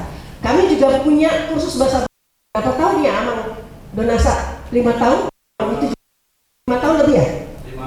5 tahun ya. Kita punya kursus bahasa Batak. Itu anak-anak kami juga ikuti. Tapi lebih banyak kadang-kadang online dan sebagainya. Dan dari gereja lain, suami istri orang-orang Batak juga belajar. Karena mereka mengerti bagaimana budaya dan mereka bisa nyaman di sekolah minggu HKBP misalnya, kan lagu-lagunya, nanti kemudian liturginya, terus bagaimana orang tuanya juga bisa nyaman ikut kebaktian sama-sama dengan anaknya. Karena kalau enggak nanti beda-beda gerejanya, enggak menjadi satu lagi dari satu keluarga. Nah ini perlu diperhatikan ya. Nah sekarang kalau kita lihat ekosistem digital anak itu mulai belajarnya dari mana? Dari rumah. Kemudian ke sekolah. Tadi seperti kita bilang cucu kita ya yang umurnya di bawah baduta, bawah 2 tahun, 3, balita itu sudah dari rumah lihat. Nanti kita lihat siapa yang dia lihat mau mulai memperkenalkan digital ya. Pasti orang yang terdekat dengan dia. Dan juga bagaimana algoritma digital. Bagaimana konten yang sering dilihat dapat membentuk standar cantik, tampan, sukses. Nah ini juga sekarang lagi beredar boti, LGBT ya. Nah itu juga istilah-istilah kayak gitu keluar. Mungkin di dalam bahasa Indonesia bisa juga kalau dia nonton seperti tadi anak atau cucunya Amang yang ADHD tadi juga belajar lebih cepat berbahasa Inggris. Padahal kalau ADHD itu lebih sulit karena bahasa Inggris itu tatanan bahasanya beda dengan bahasa Indonesia. Ya bagaimana tulisnya, ucapannya berbeda. Biasanya orang di sana yang bukan ADHD terutama ya, yang gangguan berbahasa ya, afasia, disleksia gitu. Karena itu anak membutuhkan pendamping dan tuntunan bukan hanya pengawasan. Tadi ya kita bilang oke, jam sekian kamu ya, oke. Tapi terus kemudian yang kita sediakan gawainya itu apa? Konten apa yang ada di sana? Ya kadang-kadang saya punya iPad juga harus ada khusus anak-anak, tapi karena memang saya nggak menggunakan yang lain-lain itu aman. Tapi kita lihat yang gawai yang kita kasih itu restricted enggak? Apa yang ada di dalamnya itu yang kita perlu kontrol ya. Oke. Nah ini barangkali kita tidak sempat berdiskusi karena saya tadi sudah setengah jam kepotong waktunya ya. Tapi ini lihat, kalau kita lihat anak-anak sekarang ya, mestinya kemampuan sekarang itu visualnya lebih besar daripada verbalnya. Oleh karena itu kita harus lebih cerewet daripada sekedar memuaskan mereka dengan gawai ya. Jadi kita lihat, apakah anak lebih berani bicara atau lebih sulit diarahkan? Ini ciri khas anak-anak Gen Z dan Alpha. Apakah anak-anak apa? Lebih berani bicara atau lebih sulit? Ya. Lebih sulit diarahkan. Apakah anak lebih percaya diri atau lebih mudah merasa tidak nyaman? Lebih mudah merasa tidak nyaman. Apakah anak lebih cepat belajar atau lebih cepat bosan? Lebih cepat bosan. Apalagi di masa pandemi itu kita delay of learning, kemampuan bahasa mereka, kemampuan berpikir mereka jauh terlambat. Kesulitan buat kami guru, dosen untuk mengajar anak-anak masa pandemi ya. Apakah anak lebih dekat dengan orang tua atau lebih dekat dengan gawai?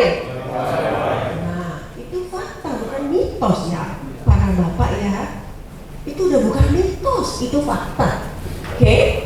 Nah, ketika anak berada di zaman digital, kita lihat ada beberapa hal yang menjadi catatan penting ya.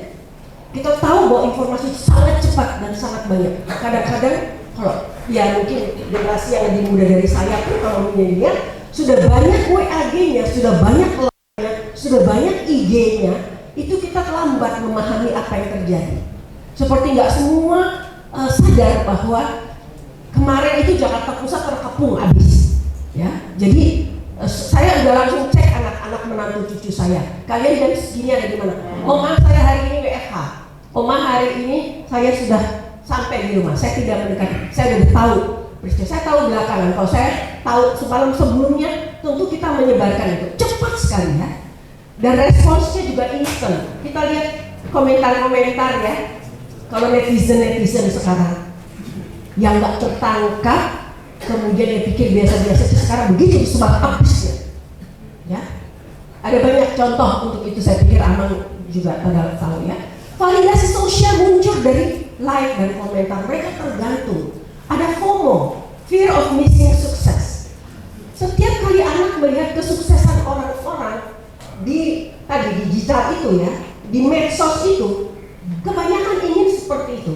Pingin banyak viewersnya, pingin banyak followersnya, dengan berbagai cara yang kadang-kadang kita bilang kok bisa ya mikirnya ke situ ya, udah tahu itu negatif ya. Kemudian bagaimana mereka itu menjadi terkacau ataupun melihat bagaimana ranking itu menjadi penting buat orang tua, lingkungan orang tuanya atau lingkungan sekolah. Ada banyak sekolah sekarang tidak melibatkan ranking lagi ya, karena banyak pengaruh buruknya ya bagi anak. Nah ini juga kita harus tahu sekolah anak kita seperti apa, bagaimana itu mempengaruhi anak kita ya. Bagaimana identitas diri dibentuk oleh keluarga, teman, sekolah, gereja, medsos, algoritma digital. Di sini perlunya aktivitas di gereja tetap menarik, tapi juga mempengaruhi, mengcounter hal yang negatif dan buruk dengan sesuatu yang positif. Jadi guru sekolah minggunya juga menjadi penting untuk membahas sesuatu lagi tren pada saat ini, tapi kemudian memberi nuansa apa Alkitab katakan dan apa sebaiknya kalian dalam jenjang yang berbeda-beda bersikap atau berespons, bereaksi, ya? Apa harus ikut itu atau harus ikut menjudge orang lain? Saya nggak tahu pada ikutin apa enggak. Kira-kira bulan yang lalu kami di UI ada mahasiswa fakultas hukum sampai 15 orang itu ya berkata buruk hanya di WAD sebenarnya, nggak langsung. Itu mereka sebagian, ada banyak orang Batak, ada banyak orang Kristen juga di situ. Sedih kali Pak. Mereka nggak berpikir ketika mengucapkan kata-kata itu yang mungkin udah sering di rumahnya dikatakan nggak apa-apa di rumahnya ngomong kayak gitu. Apa mereka nggak punya ibu dan saudara perempuan? Kalau melecehkan perempuan kayak gitu, jorok kali ngomongnya, ya. Mereka sekarang ada diskorsnya sampai setahun, ada yang 6 bulan, ada yang 3 bulan. Tapi ya dengan berbagai pemikiran edukasi memang nggak ada yang dikeluarkan. Tapi kalau mereka di semester 6, semester 7, 1 tahun habis lah mereka nggak bisa lulus ya. Dan mungkin sudah terlalu banyak tahunnya bisa DO juga karena batas akademik. Nggak mikir ya ketika mengucapkan kata-kata itu, mereka pikirnya pendek. Mereka neokorteksnya tidak berkembang dengan baik. Karena di rumah, di sekolah, dimanapun mereka tidak diingatkan tentang apa yang kamu lakukan ada konsekuensinya. Apa konsekuensinya? Tahu nggak kamu konsekuensinya? Di rumah kita sering ngomong kebun binatang kan, ngomong jorok kan. Apa kita di rumah mengatakan itu nggak boleh loh. Anak Tuhan masa ngomong kayak gitu? Anak papa mama ngomong karena orang tuanya juga tidak ngomong begitu. Sama seperti Una Homarisa alai kita bagaimana dia mau meneladani sulit ya. Jadi dia banyak koneksi tapi belum tentu memiliki relasi yang dalam ya. Nah generasi ini tidak hanya dibentuk oleh rumah dan sekolah, mereka juga dibentuk oleh apa yang mereka tonton tadi, TikTok tadi, IG tadi, ya kemudian apa yang dia terobos seperti game tadi. Siapa yang mereka ikuti? Apakah memang di sekolah diarahkan, di sekolah minggu juga diarahkan, apalagi di rumah diarahkan. Artinya diarahkan tidak harus nonton game, enggak. Mau game apa kita nggak peduli, kita tengok pun nggak tahu apa saja aplikasi yang dia miliki. Saya punya kasus juga ya, anak berumur baru 9-10 tahun begitu ya. Ibunya terkejut ketika tagihan kredit cardnya sampai sekian ribu dolar. Ternyata anak ini tahu PIN M-Banking ibunya. Dan ini sudah berjalan 2 tahun. Lo kemana aja gitu ya 2 tahun gitu ya. Anak itu di aplikasi mahal, Bo. Hai guys. Itu kan ngomong mahasiswa gitu ya. Ngomong mahasiswa kita gitu. Kemana aja guys? Cek ke WA sama mahasiswa juga. Hai guys, ingat ya besok ada insinkronus, asinkronus tugas segala macam. Itu kita ingatkan. Artinya lihat siapa yang mereka ikuti, komentar apa yang mereka baca, dan komunitas digital apa yang mereka masuki. Kami juga sekarang mulai disebar aplikasi-aplikasi termasuk di UTS Indonesia yang ternyata itu kedoknya itu seperti apa ya, pers komunikasi tapi di belakangnya LGBT. Ngeri kali Pak, betul ngeri kali ya. Jadi kita harus mengikuti, memang tidak harus jadi anti teknologi, tapi kita ikuti perkembangan ya. Baca medsos atau yang dikirim oleh teman-teman kita di grup, sesuatu yang perlu kita teliti kembali. Jangan kita pilih, oh itu gak terjadi di saya, di keluarga saya, di rumah ini, itu disorong. Enggak. Sekarang, be careful, itu terjadi. Apa yang kita bisa lakukan? Kita pernah ngobrol nggak sama anak kita? Kita tahu nggak? Saya tahu istilah-istilah itu dari generasi yang lebih muda, ya. Misalnya ML itu dari anak saya, ya. Aku kok dengar ada gini itu apa? Oh ini begini mana cerita? Tahu ML? Tahu? Apa mak? Mobile Legends. Hah? Mobile Legends game.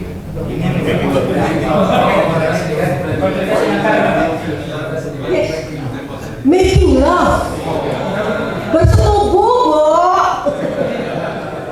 Emang tahu sejak kapan? Udah lama itu, yang 20 tahun yang lalu ya. Itu tadi saya bilang Boti. Dulu kita tahunya LGBT, sekarang Boti. Siapa yang udah tahu Boti bisa menjelaskan kepada Boti? Nggak tega aku jelasinnya. Siapa yang tahu Boti?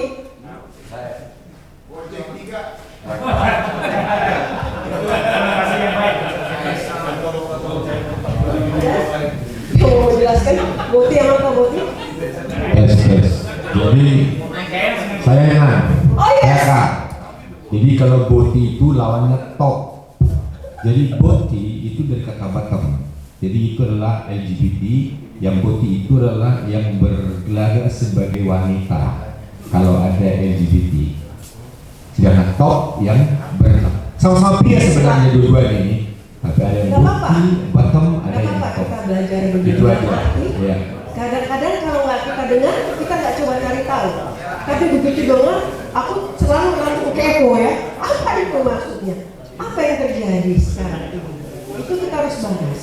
Jadi gereja pun harus terbuka, mulai membahas itu di dalam seminar terhadap orang tua dan terhadap remaja.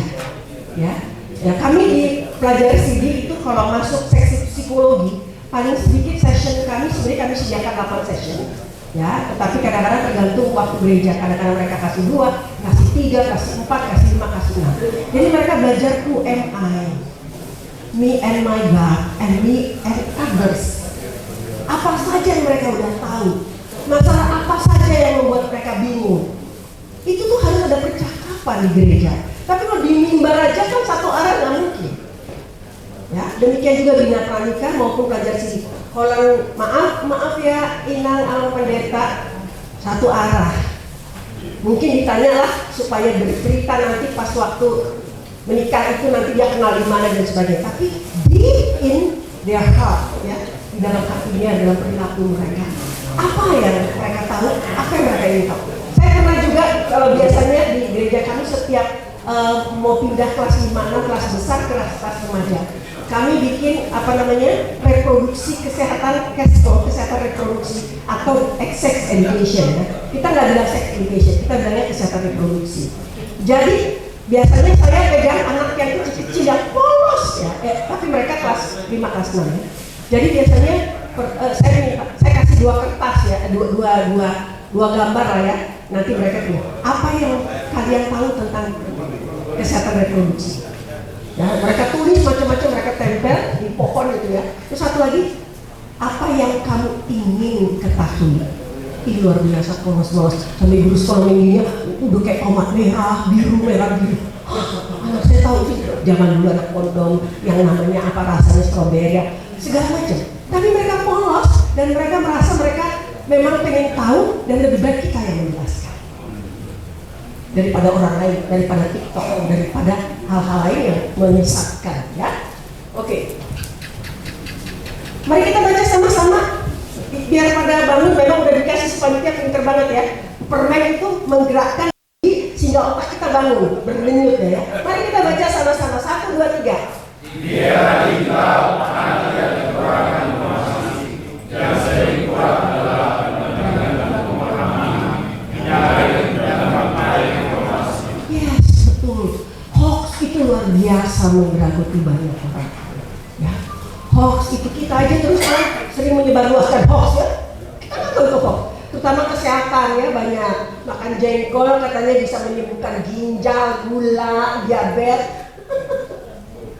Asam apa segala macam bisa, apalagi sekarang di AI ini ya. Tokoh-tokoh yang luar biasa mengatakan setelah panjang kalimat akhir belakang belilah obat ini gitu ya.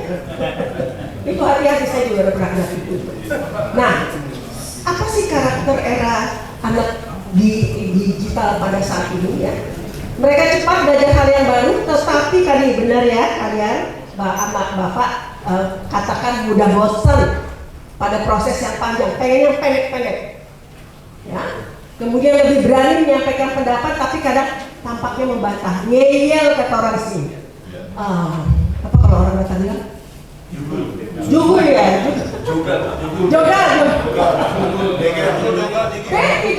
tipis itu, jugul sama joga ya.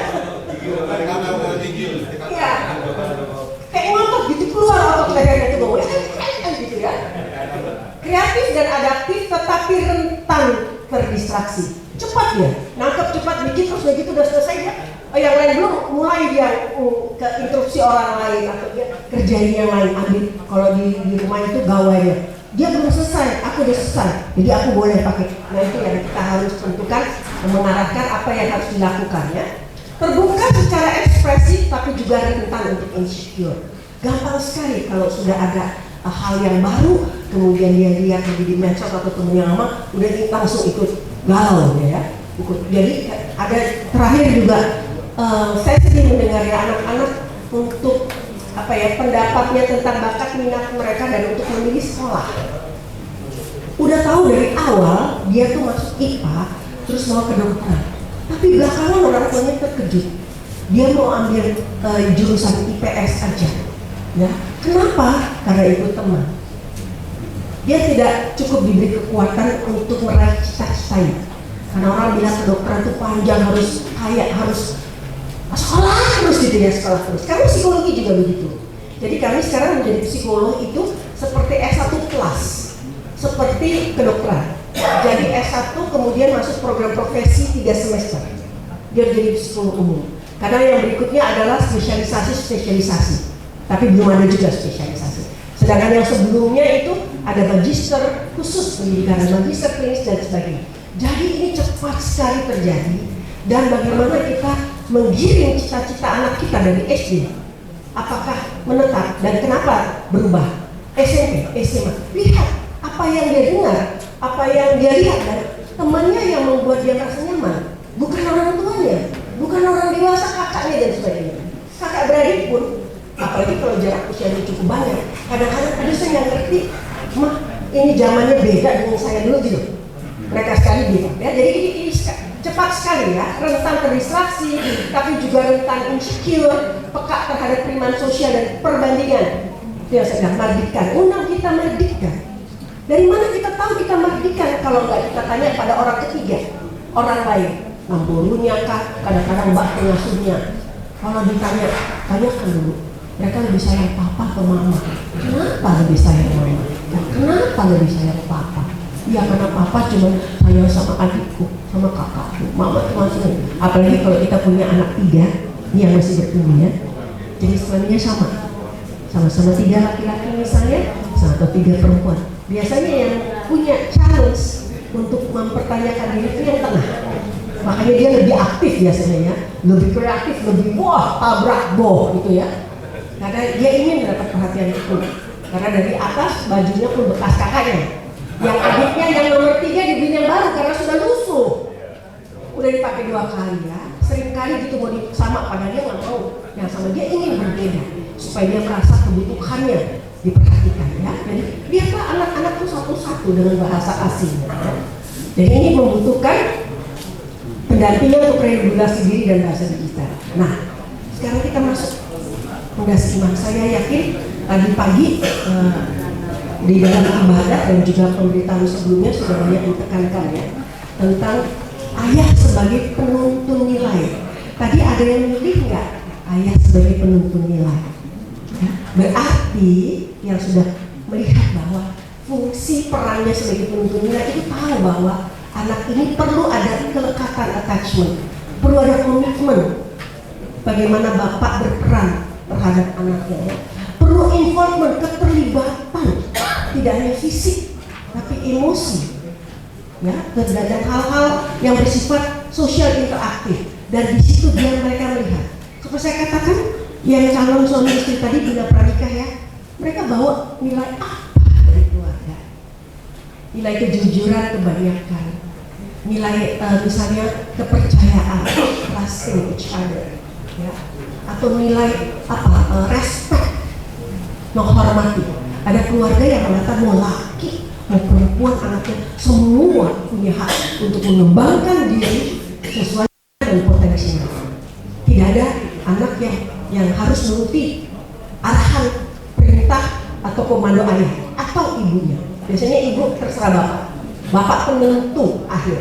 Pegang palu, tok tok tok, kamu harus jadi apa, itu ya. Dan ibu biasanya lebih mengerti arah minat anaknya karena lebih banyak memperhatikan. Nggak ada diskusi, repot ya. Hubungan ketertarikan tersebut, juga terbentuk dari pola asuh parenting yang digunakan oleh orang tua dan mendidik. Parenting biasanya ada 3 hal utama: otoriter, ada udah sordadu di sana, ada aman bagaimana kalau mengasuh anak? Seperti sordadu juga nggak?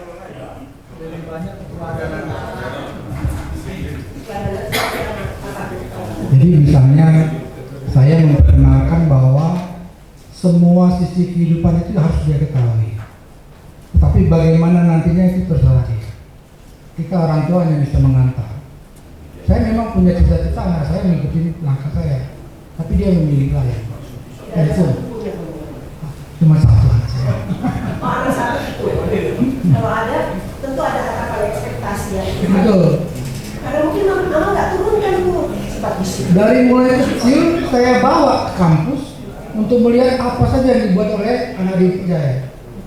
Terbang pun saya ajak, tapi dia tidak tertarik. Karena kelihatan Allah juga mengatakan sesuatu yang mungkin lebih passionate.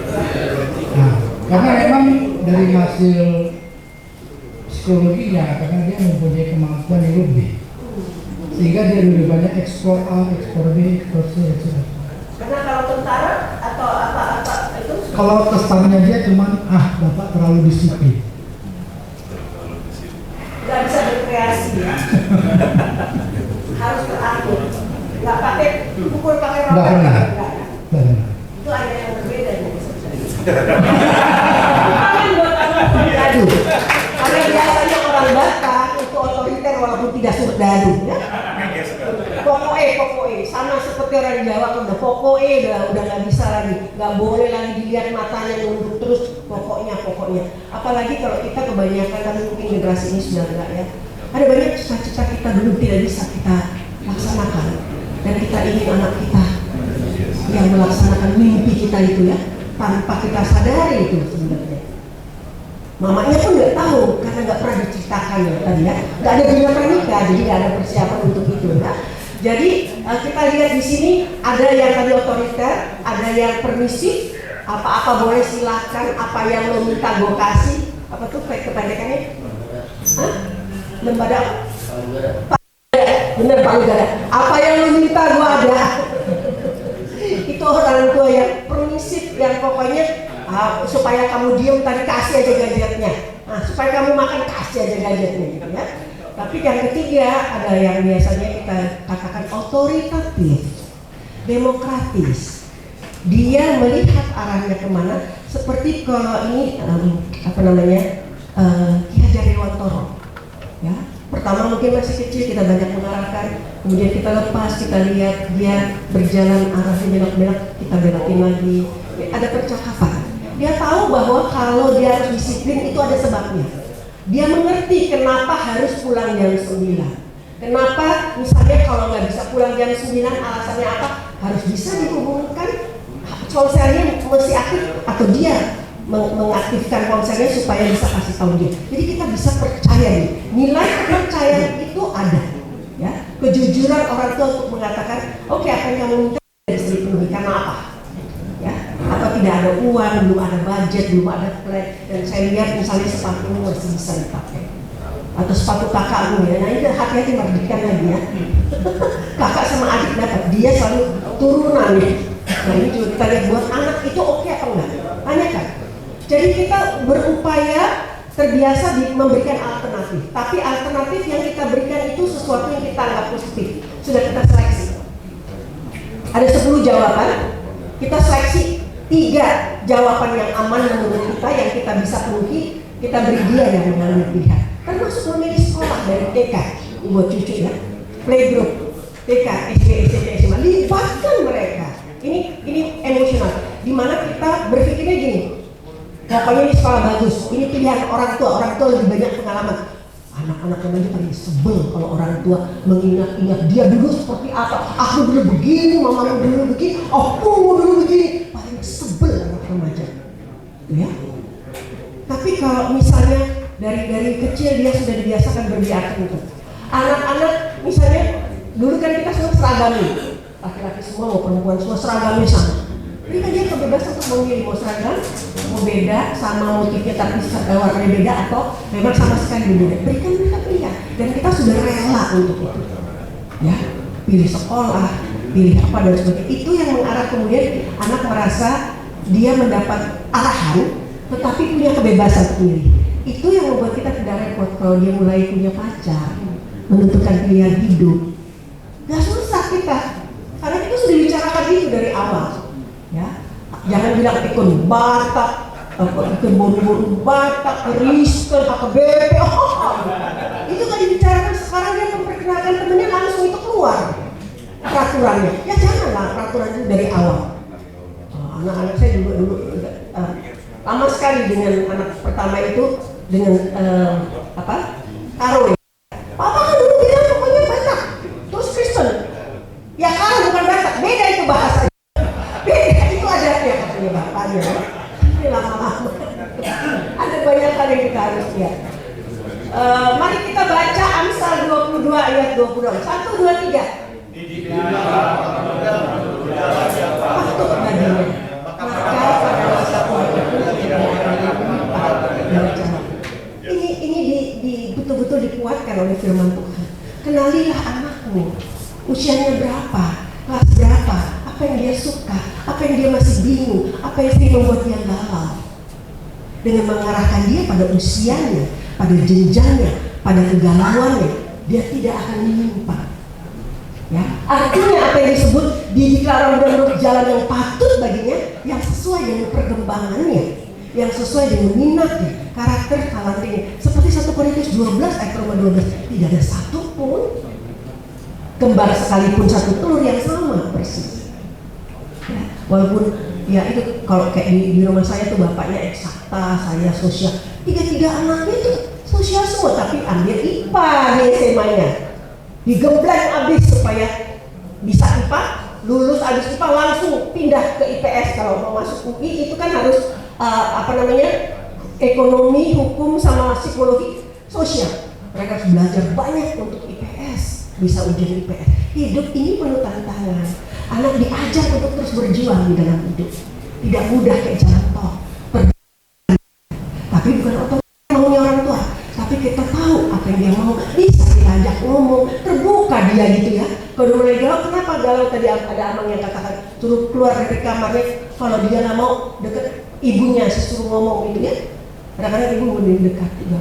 Setiap kali dulu anak-anak saya, ini keluarga saya, keluarga alumni UI semua ya, termasuk sama parlemen saya juga. Di kamar satu-satu itu saya keliling biasanya, bawa buah atau bawa apa, nggak mau. Bukan mulut, gitu. Malah paksa kalau mau. Saya tidak memberi racun pada bukan mulut. Oh, adik belum, abang udah nanti jalan ini kelilingnya. Jadi sesuatu yang baik yang kita biasakan, tetapi dia tahu berat. Ya. Jadi kalaupun kita keras, kita katakan bukan untuk dapat 10 atau 9. Do your best. Saya tahu kamu bisa lebih dari itu. Kenapa kamu tidak mencapai itu gitu ya? Kita lihat aspirasi kita sesuaikan dengan kemampuan anak ya. Nah, kita masuk pada fatherless, kondisi di mana seorang anak tumbuh tanpa kehadiran atau keterlibatan sosok ayah. Ini jadi isu yang sangat penting belakangan ini. Kami banyak meneliti tentang ini, kami bicara ini di seminar, di webinar tentang fatherless karena kami melihat dampak tidak hadiran anak. Ini topik kita ya. Ini adalah yang kita pilih untuk kita bahas. Artinya ayah itu mungkin ada di rumah, tapi jauh nggak pernah komunikasi. Mungkin anaknya pergi pagi, ayah belum bangun, atau ayahnya pergi pagi sekali, anak nggak ketemu. Ya, sore anak udah pulang, ayah mungkin udah sempat pulang terus aktif di gereja. Pulang malam, anak udah tidur. Ya, bukan seperti di kampung, di Lapo, enggak. Tapi jarak antara kegiatan kita dengan rumah seringkali membuat kita memang jarang atau ketemu secara tatap muka dengan anak. Ada yang orang tua memang terbiasa, walaupun anak sudah tidur dipok-pok, dibangun, dicium. Kalau anaknya terbangun syukur, peluk. Kalau enggak, selalu anak itu akan merasa jiwanya ada touch, ada sentuhan, ya, dipeluk, dicium, diselimutin, whatever. Jadi kalau kita dekat pada anak, kita tahu kalau anak ini pergi jauh, ada apapun yang terjadi, marah-rotok, tondi kita ya, marah,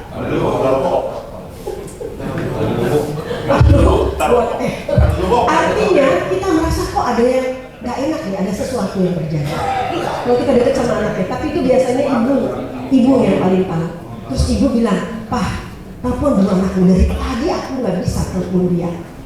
Aku perasaanku nggak enak." Kalau bapak yang jawab, "Alah, perasaanmu aja, perempuan terlalu perasa," katanya gitu ya. Tapi be careful, itu emosional, kedekatan emosional. Coba cek, karena saya berapa kali juga kejadian malam-malam sekitar jam 1 saya ditelepon, sering kan dulu, "Anakmu kecelakaan, ada di rumah sakit, minta uang sekian-sekian," kan. Saya tenang karena saya tahu anak-anak saya sudah berada di kamarnya. Saya bilang, "Bullshit," saya tutup, anak saya sudah ada di rumah. Kita tenang kan tidurnya ya. Kadang-kadang mungkin jam 11, jam 10, kalau kita katakan jam 9, jam 10. Kita tahu anak-anak di rumah. Apapun yang terjadi di luar, kita yakin anak kita sudah aman di rumah. Itu jadi sangat penting ya. Jadi ayah hadir secara administratif ya, fatherless, tetapi tidak hadir sebagai pendengar tadi ya. Dengerin apa enggak sih? Itu tahu nggak sih apa yang terjadi? Kalau anak udah salah, mamanya cerita, katanya anak tuh nggak pulang, nggak bisa dihubungi, dikasih gadget yang super luar biasa tapi nggak bisa dihubungi. Itu apa? Lebih baik kita tarik, kita kasih yang jadul aja sekalian. Kalau memang tidak bisa dihubungi, jadi alat komunikasi menjadi sangat penting dan anak-anak tahu itu apa artinya. Kalau anak-anak melewati kesepakatan kita, terus dia ada istilah lobet kan ya sekarang ya, lobet, dia bisa pinjam punya temannya, "Ma, ini aku lobet dan lupa, ketinggalan di mobil, di rumah, itu chargerku, ini nomor telepon temanku, aku sedang ada di mana dan rencanaku berikutnya apa." Tenang kan? Ya, itu yang perlu kita bina terus menerus ya. Jadi kita mendengar, dan juga kalau dia pulang jangan dia karat-karat, karena kita biasa nggak mau dengar. Ya, pokoknya kalau mama bilang ngomong, kalau mama bilang macet, mama diam aja. Jadi dia pakai yang klasik, sesuatu yang mamanya dengar terus diam. Ya, jangan cerita yang seru-seru, nanti kalau seru-seru mama marah gitu ya, atau apa, karena papa mungkin belum ada ya. Ayah memenuhi kebutuhan ekonomi tapi tidak terlibat dari kehidupan batin anak, emosional, batin, di mana dia rasa lagi sedang galau, sedang merasa tidak nyaman ya. Kemudian ayah hanya muncul saat mengoreksi, memarahi atau menghukum, mendisiplin. Tadi dia yang kemudian mengambil keputusan setelah dapat laporan dari mamanya anak-anak. Ya biasanya gitu. Karena mama bilang, "Udah, janganlah campuri aku dengan urusan rumah dan anak-anak. Udah pusing kepala aku ngurus negara ini. Jangan lagi campurin lagi ya. Kau uruslah anakku." Tetapi kalau anak berhasil, siapa yang dipuji? Anak siapa itu? Hello, anak. Begitu memang betul, anak bapak. kalau anak kita nggak berhasil kita umpet-umpetin, nah itu anak mamanya, itu nggak diurus sama mamanya ya. Terus-terusan kayak gitu. Ya. Ayah hanya muncul saat mengkoreksi, ayah tidak menjadi figur yang memberi arah, nilai dan rasa aman. Jadi kita lihat, yang kita harus ingat adalah fatherless itu bukan label. Bukan label untuk menyalahkan ayah ya. Tapi itu cermin untuk melihat. Jadi kaca untuk melihat apakah anak benar-benar mengalami kehadiran ayah. Ada ayah yang tinggal serumah tetapi anak tetap merasa sendirian, itu sering terjadi.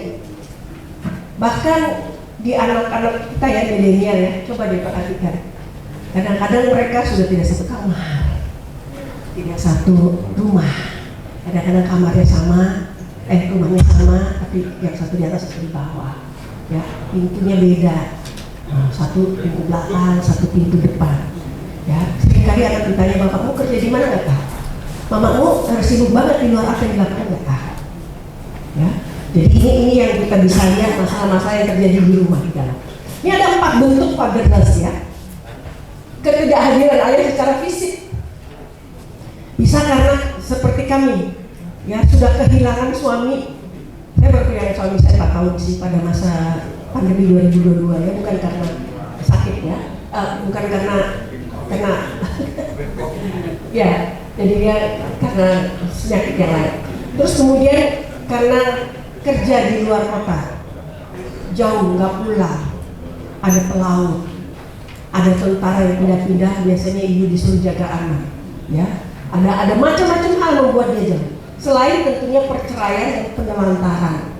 Nah, kalau misalnya masalah-masalah yang kita dengar belakangan ini, kebanyakan yang sampai diangkat kemudian anak menderita, anak meninggal itu karena ibunya bekerja. Kalau bapaknya bekerja hilang seolah-olah biasa ya, tapi ibu paling tidak ada. Nah itu kita lihat yang baru terakhir itu anak SD yang dirampok ya, itu karena ibunya lagi keluar bekerja, nggak disebutkan bapaknya ngapain, nggak ketahuan. Yang kedua adalah secara emosional, si ayah ada di rumah tapi tidak dekat. Ya, saya ingat ada orang tua udah capek, bapaknya pulang gitu ya, terus anak mendekat mau main, "Papa capek, nanti aja ya, Ma ajak main anakmu ini." Ya, baca koran, sampai koran dipukul marah.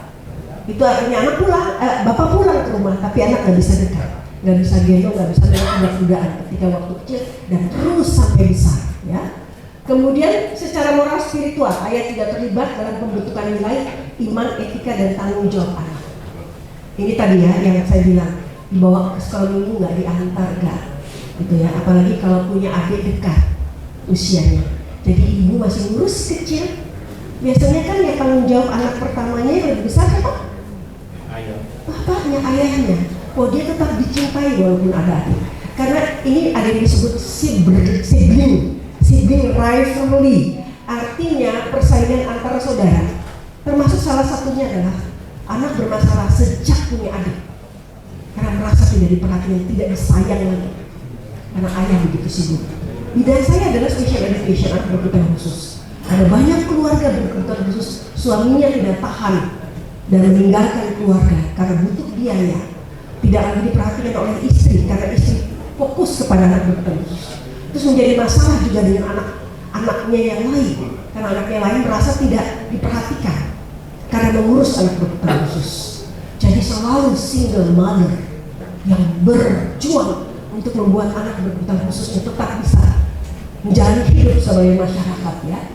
Nah kemudian kita lihat secara digital, ayah dan anak berada di rumah yang sama, tetapi masing-masing tenggelam dalam layarnya masing-masing. Aduh, saya mengalami banyak kasus, termasuk kasus-kasus di sekolah negeri yang memang sosial ekonomi sudah rendah dan ayah ada yang misalnya ya gojek aja gitu ya, tapi sebenarnya punya waktu lah pulang untuk lihat anaknya.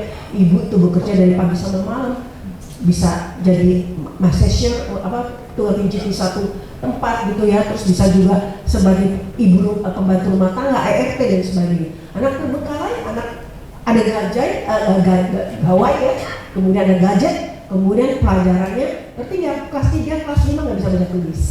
Ya, itu gejala yang sekarang ada.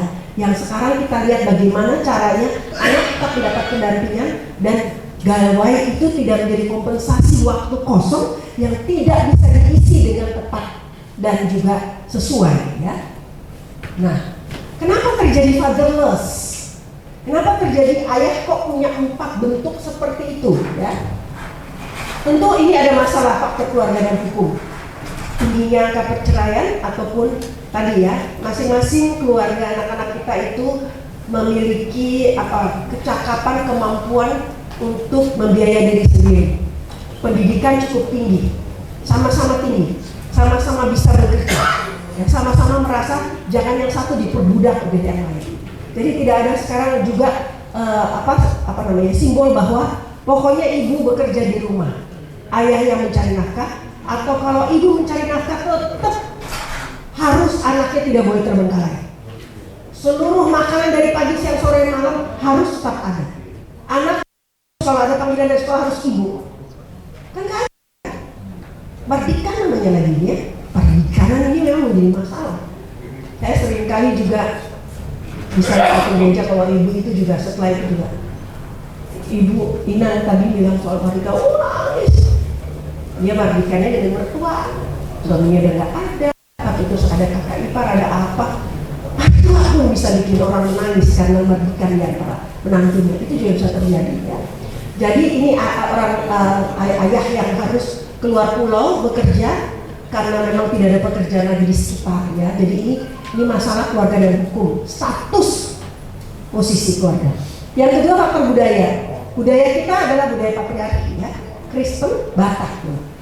Menganggap pengasuhan mutlak tugas ibu sementara ayah yang berperan sebagai pencari nafkah. Ini kita sudah ulas terus menerus ya, sudah ulas terus. Kemudian kondisi fisik. Tadi ayah yang merantau atau meninggal dunia sehingga anak tidak punya figur ayah.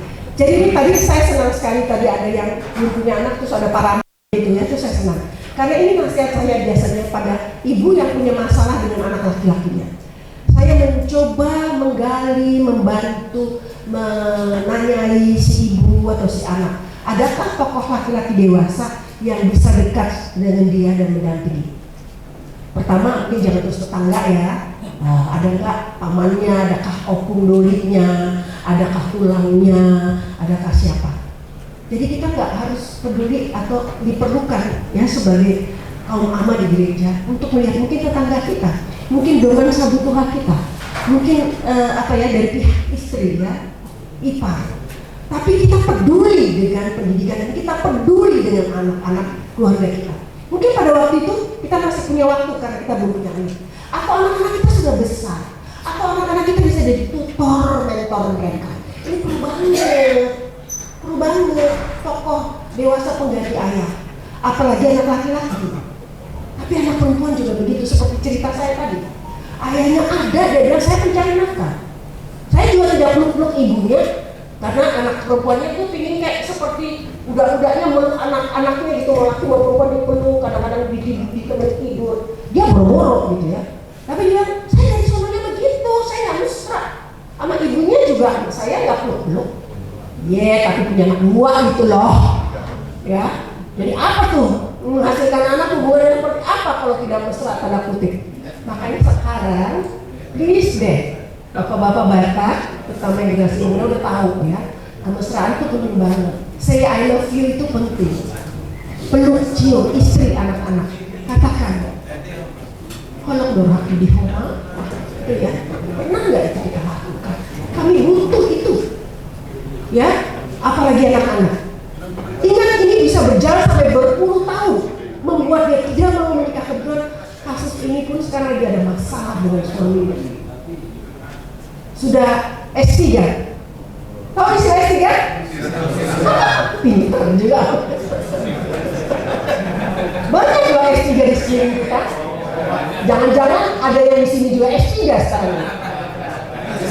Nggak ada ya? Nggak ada.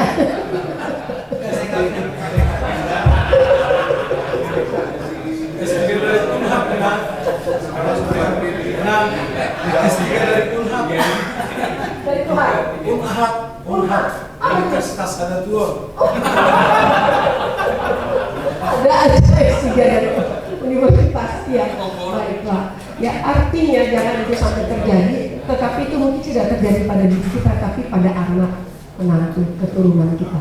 Di sebelah-sebelah kita lah, tetangga keluarga, tetangga satu marga, tetangga gereja, itu saya tahu banget dari mulai mereka belum menikah sampai menikah, terus saya kenal orang tuanya, bagaimana diperlakukannya, belum ada 3 bulan sudah disuruh kembalikan si anaknya ini ke orang tuanya, ributlah karena mereka itu satu gereja, ya banyak gitu ya. Jadi cobalah ini kita lihat ya. Nah dampak lain kita terhadap ya, dampak terhadap anak ini yang kita harus perhatikan. Merasa tidak cukup berharga, anak tidak pede, self esteemnya buruk. Dia tidak bisa bagi sesuatu yang menyenangkan dan membahagiakan pada orang lain karena dia sendiri merasa tidak bahagia, kurang berharga, merasa tidak dilihat atau dianggap tidak penting. Kamu membawa sinyal seolah-olah dia overthinking begitu, mungkin nggak pernah keluar dari mulut bapak atau ibunya, terutama bapaknya. Sejak kau ada, kami banyak kehilangan. Karena ada anak membawa keberuntungan ya, ada anak bawa keberuntungan gitu kan. Jangan itu sampai terucap tapi tersirat, tidak tersurat di dalam perilaku kita, perkataan kita yang tidak langsung ya. Merasa tidak penting, mencari validasi dari teman atau pasangan, tidak dapat di rumah dari orang tua. Dia carilah pasangan yang memberikan dia perhatian, memberikan dia apa yang dia ingin mau, tidak dapat di rumah. Pergilah dia kemana-mana ya. Dan juga mencari prestasi media sosial atau gym. Ini istilah-istilah teknologi seperti game ya. Sulit mengelola emosi, cepat nangis tadi. Seperti bipolar ya. Sebentar menangis, sebentar ketawa hahaha gitu. Kita nggak tahu asal usulnya apa yang membuat dia bahagia, berbeda-beda dengan selesai komunikasinya. Pokoknya asal dijawab aja mama udah senang ya. Tapi ada yang dia datang langsung sama kenapa kok ada apa? Emangnya mau langsung cerita. Tergantung kita dekat atau tidak dan berikan dia waktu untuk cooling down dulu ya. Sulit membangun batas diri itu tadi ya, seperti contoh-contoh pelecehan seksual, walaupun itu cuma di WA, verbal sifatnya, psikologi sifatnya, tidak fisik. Nah itu karena orang-orang tidak bisa membatasi diri, tidak menutup diri, juga menutup diri dari orang tua, rentan membangun jarak emosional dan relasi pada orang lain. Dia tidak tahu bahwa kalau dia katakan itu pada orang lain merasa, mungkin dia tidak pernah yang merasakan, tidak punya pengalaman, merasa tersinggung, merasa dilecehkan, merasa dipermalukan, merasa direndahkan, karena dia mungkin atau tidak pernah melakukannya.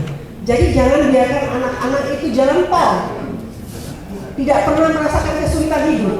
Kalau kita lagi sulit, biar mereka juga merasakan dan berjalan untuk mengatasi kesulitan itu. Ya, walaupun kita bilang oke Lana, nggak bisa kami beli laptop yang baru, ya pakailah apa yang ada, atau selama kau di sekolah boleh pakai laptop sekolah kan, segitu lama, pakailah waktumu dengan berguna. Anak menggunakan waktunya, dia tetap bisa berprestasi ya. Jadi lihat dampaknya tidak selalu sama pada setiap anak. Ada anak yang tetap kuat karena apa? Ibunya mendukung dia. Kemudian ada keluarga besar, di sekolah minggu, di remaja dia punya orang untuk berbagi pengetahuan, kegalauannya juga rasa tidak nyaman ya. Kemudian ada figur lain tadi, kalau nggak ada bapaknya, ada tulangnya, ada mamborunya, ada udahnya, sekali-sekali ngajak dia jalan, ayo temannya juga, Om Doli atau siapa, ke bengkel dulu, berdua aja sama anak laki ini ya. Atau kemudian anak perempuan juga nggak pernah dibawa kemana, ke mall atau berenang, nggak ada yang nganter ya, karena bapaknya nggak tahu kemana, ibunya juga tugasnya di rumah gitu ya, untuk kehidupan keluarga. Namun absennya peran ayah tetap merupakan faktor risiko yang perlu disadari. Nah ini ayat-ayat yang sangat penting kita renungi kembali untuk bisa memulihkan relasi hubungan bapak dan anak. Lihat, anak membutuhkan bapak yang melihat, tergerak, mendekat dan menerima. Coba kita lihat berapa menit tatap muka kita dengan anak, tukar pikiran dengan anak. bersihin rumah, butuh di mobil, kemudian belanja, whatever ya yang kita bisa lakukan bersama mereka. Pemulihan relasi dimulai dari hati yang mau kembali hadir. Saya merasa kok jauh sekali ya, ada jarak. Bagaimana mendekatkan jarak? Itu juga Tuhan tentukan melalui tadi Maliaki 4 ayat 6, Mazmur 68 ayat 5, Lukas 15 ayat 20. Mungkin kalau ada seksi AMA, PA, ini bisa dibahas artinya apa ya. Nah, bagaimana kehadiran Bapak bukan hanya ada di rumah, tapi hadir fisik, main bersama anak, hadir emosional. Tadi kalau anaknya pintar atau pergi, itu terbiasa kami ya.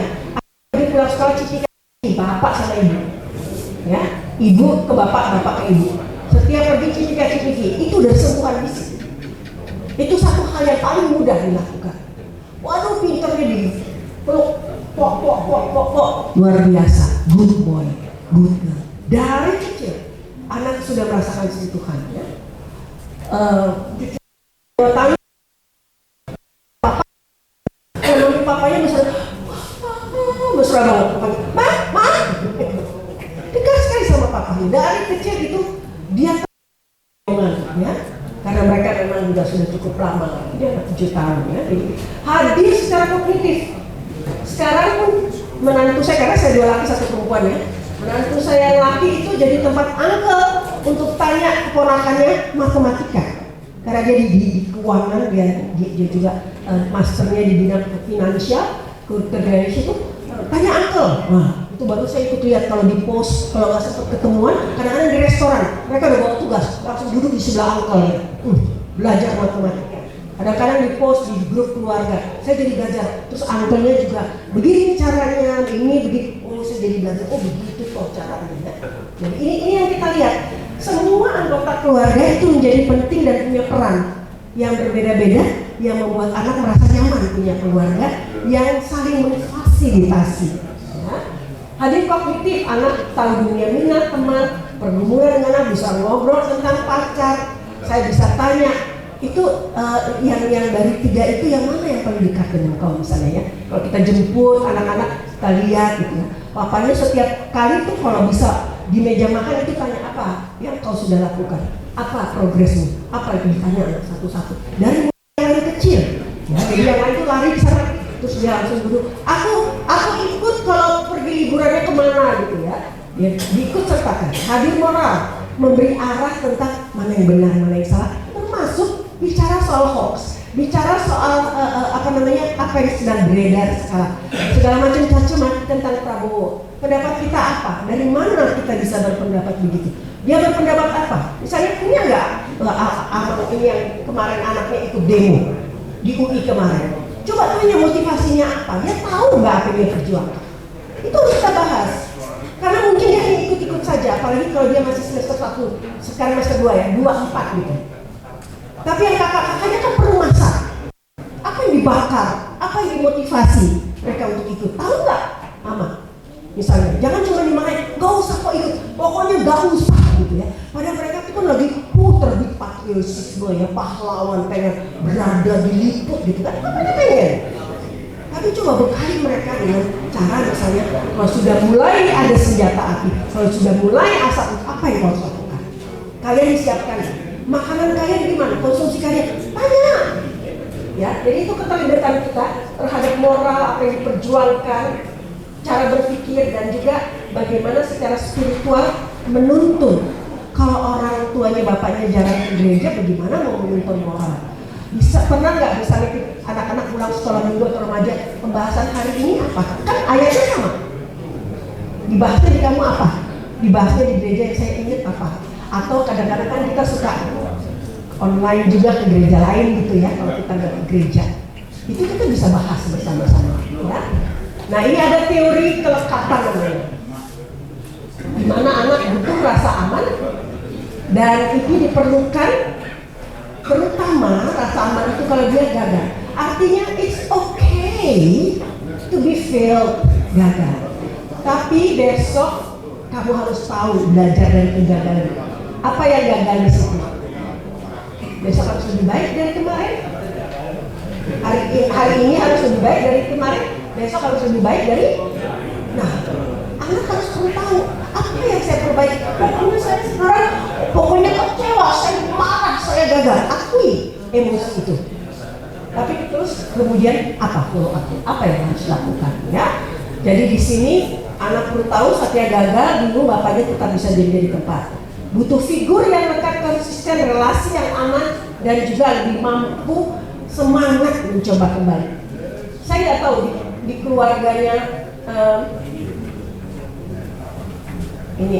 di keluarganya kita ya terbiasa nggak kalau cucu kita perlombaan kita disediain piala di mobil.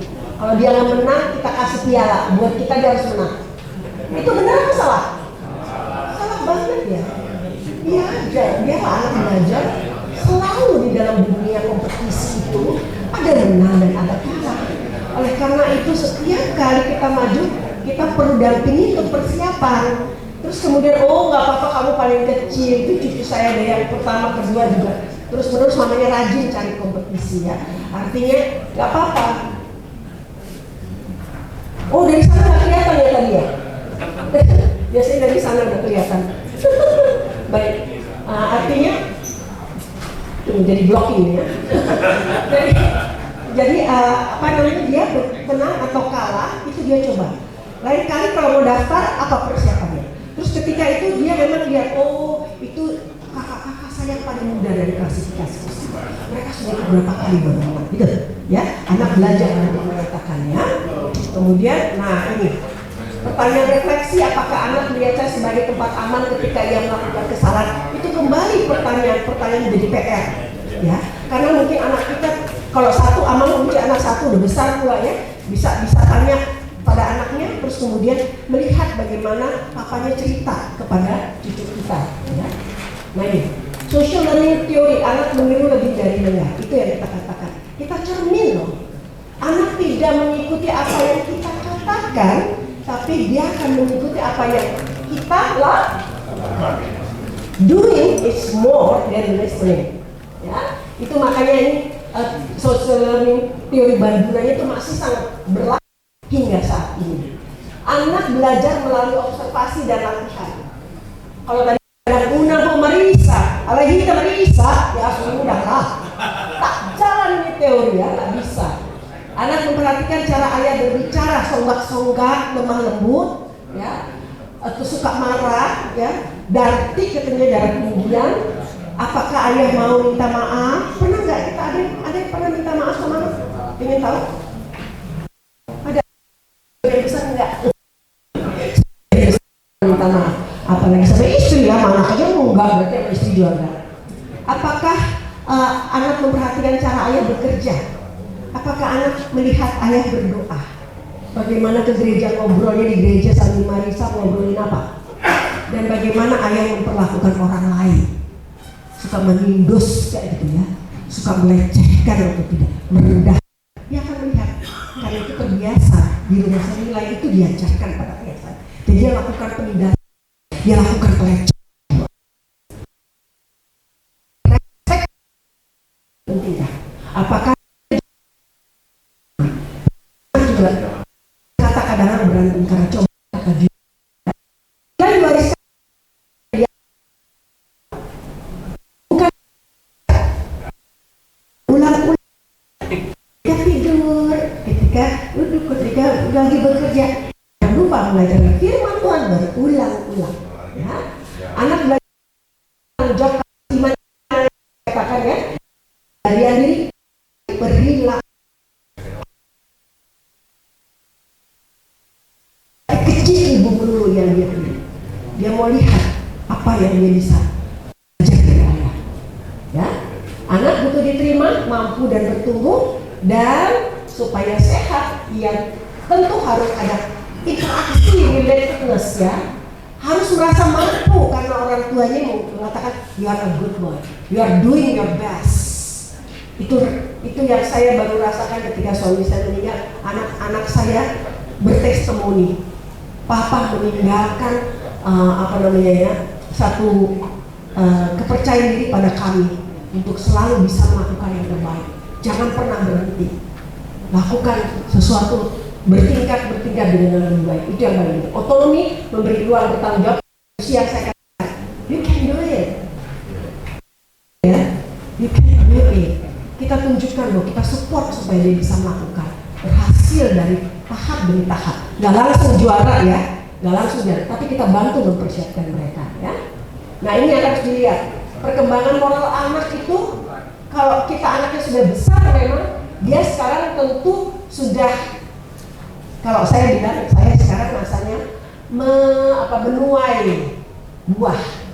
Saya sudah selama hidup saya dari mempunyai anak itu sudah menanam nilai-nilai, sudah memflowering, memberi pupuk supaya dia berbunga.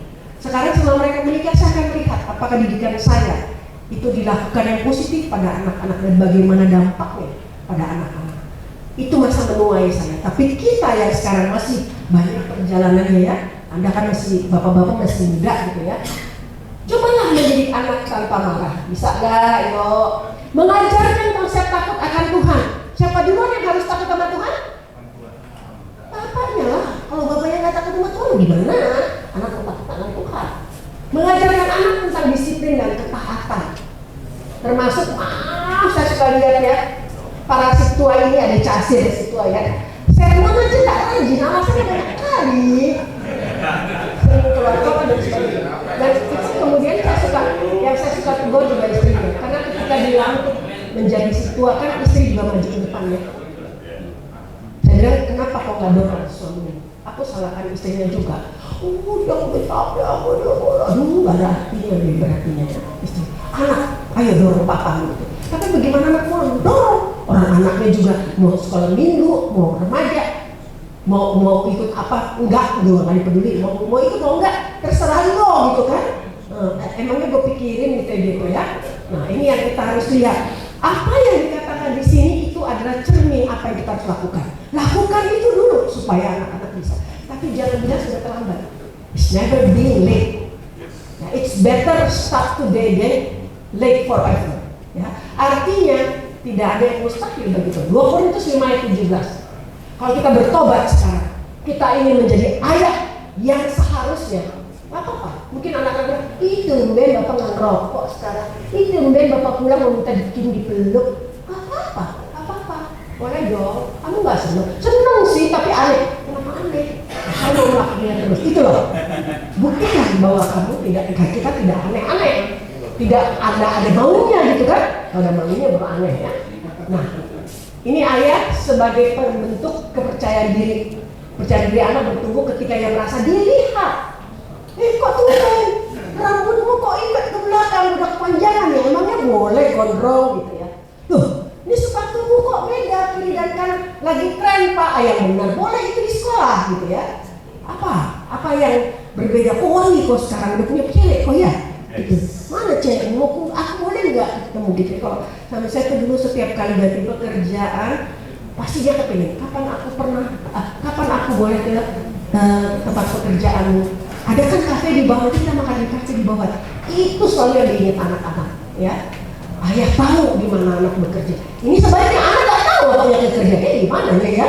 Nah itu yang kita harus lihat. Papa bangga kamu jujur. Ini mestinya ada kata-kata ini. Coba catat kapan mereka mengatakan itu. Papa lihat kamu berani mencoba. Ya. Nilai ini bukan seluruh dirimu. Kita belajar bersama senang kali. Jadi kegagalan dia adalah kegagalan kita.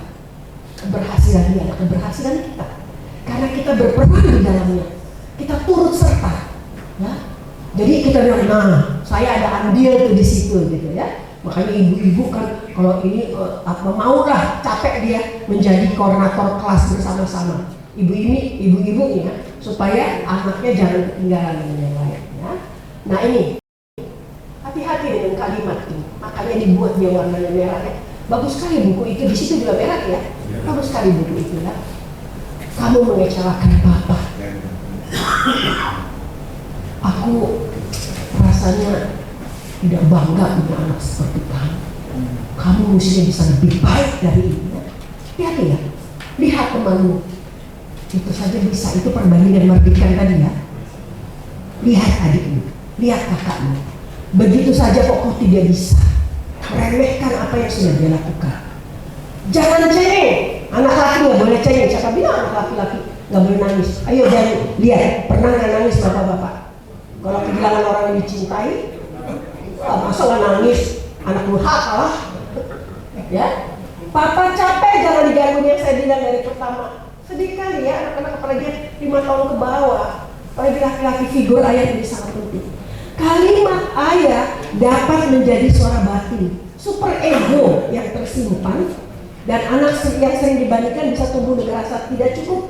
Anak sering dipermalukan bila takut gagal. Anak yang didengarkan dan diarahkan dengan hormat akan lebih mudah membangun harga diri yang sehat. Itu yang saya katakan. Apa yang diisi di ranselnya itu pemberian kita. Itulah yang dia rasakan dan dia bagi dengan orang lain. Ya, ini teknologi rumah digital itu pemberian batas, konsistensi dialog dan contoh teladan. Tadi kita sudah bahas. Bukan musuh ya, jangan bilang itu selalu langsung negatif. Tapi kita yang harus belajar melihat, membantu mereka tahu mana yang baik, mana yang tidak. Ya, teladan harus dibuat aturan keluarga jelas. Tadi beberapa orang sudah mengatakannya. Anak diajak berdialog bukan diawasi. Sediakan alternatif aktivitas. Jadi kalau memang nggak mau makan harus dikasih gadget. Karena kita tidak menyanyikan diri kita main dengan dia, bercerita dengan dia sambil jalan. Anak ngebuk-ngebuk wow, diambil dikasih atau gimana? Keluarga menyediakan alternatif, terus update dengan dampak digital. Bagaimana kita lihat anak kita gara-gara kegiatan gawai tidak tidur kalau malam, ya tidurnya jadi terbatas, belajarnya terganggu, relasinya juga terganggu dengan orang lain karena dia dengan dunia maya terus, itu nggak bagus, ya. Dan juga bagaimana kita mengevaluasi rutinitas kita, ya. Ini kesepakatan keluarga ya, yang kita harus sepakat. Jadi boleh pilih salah satu atau beberapa dari itu. Dan kemudian ini kejadian 126 sampai 28. Mari kita baca lagi masing-masing supaya pada lihat gawai masing-masing. 1, 2, 3. Meskipun setiap generasi berbeda dan memiliki ciri masing-masing yang pasti setiap manusia diciptakan oleh Tuhan Maha Esa.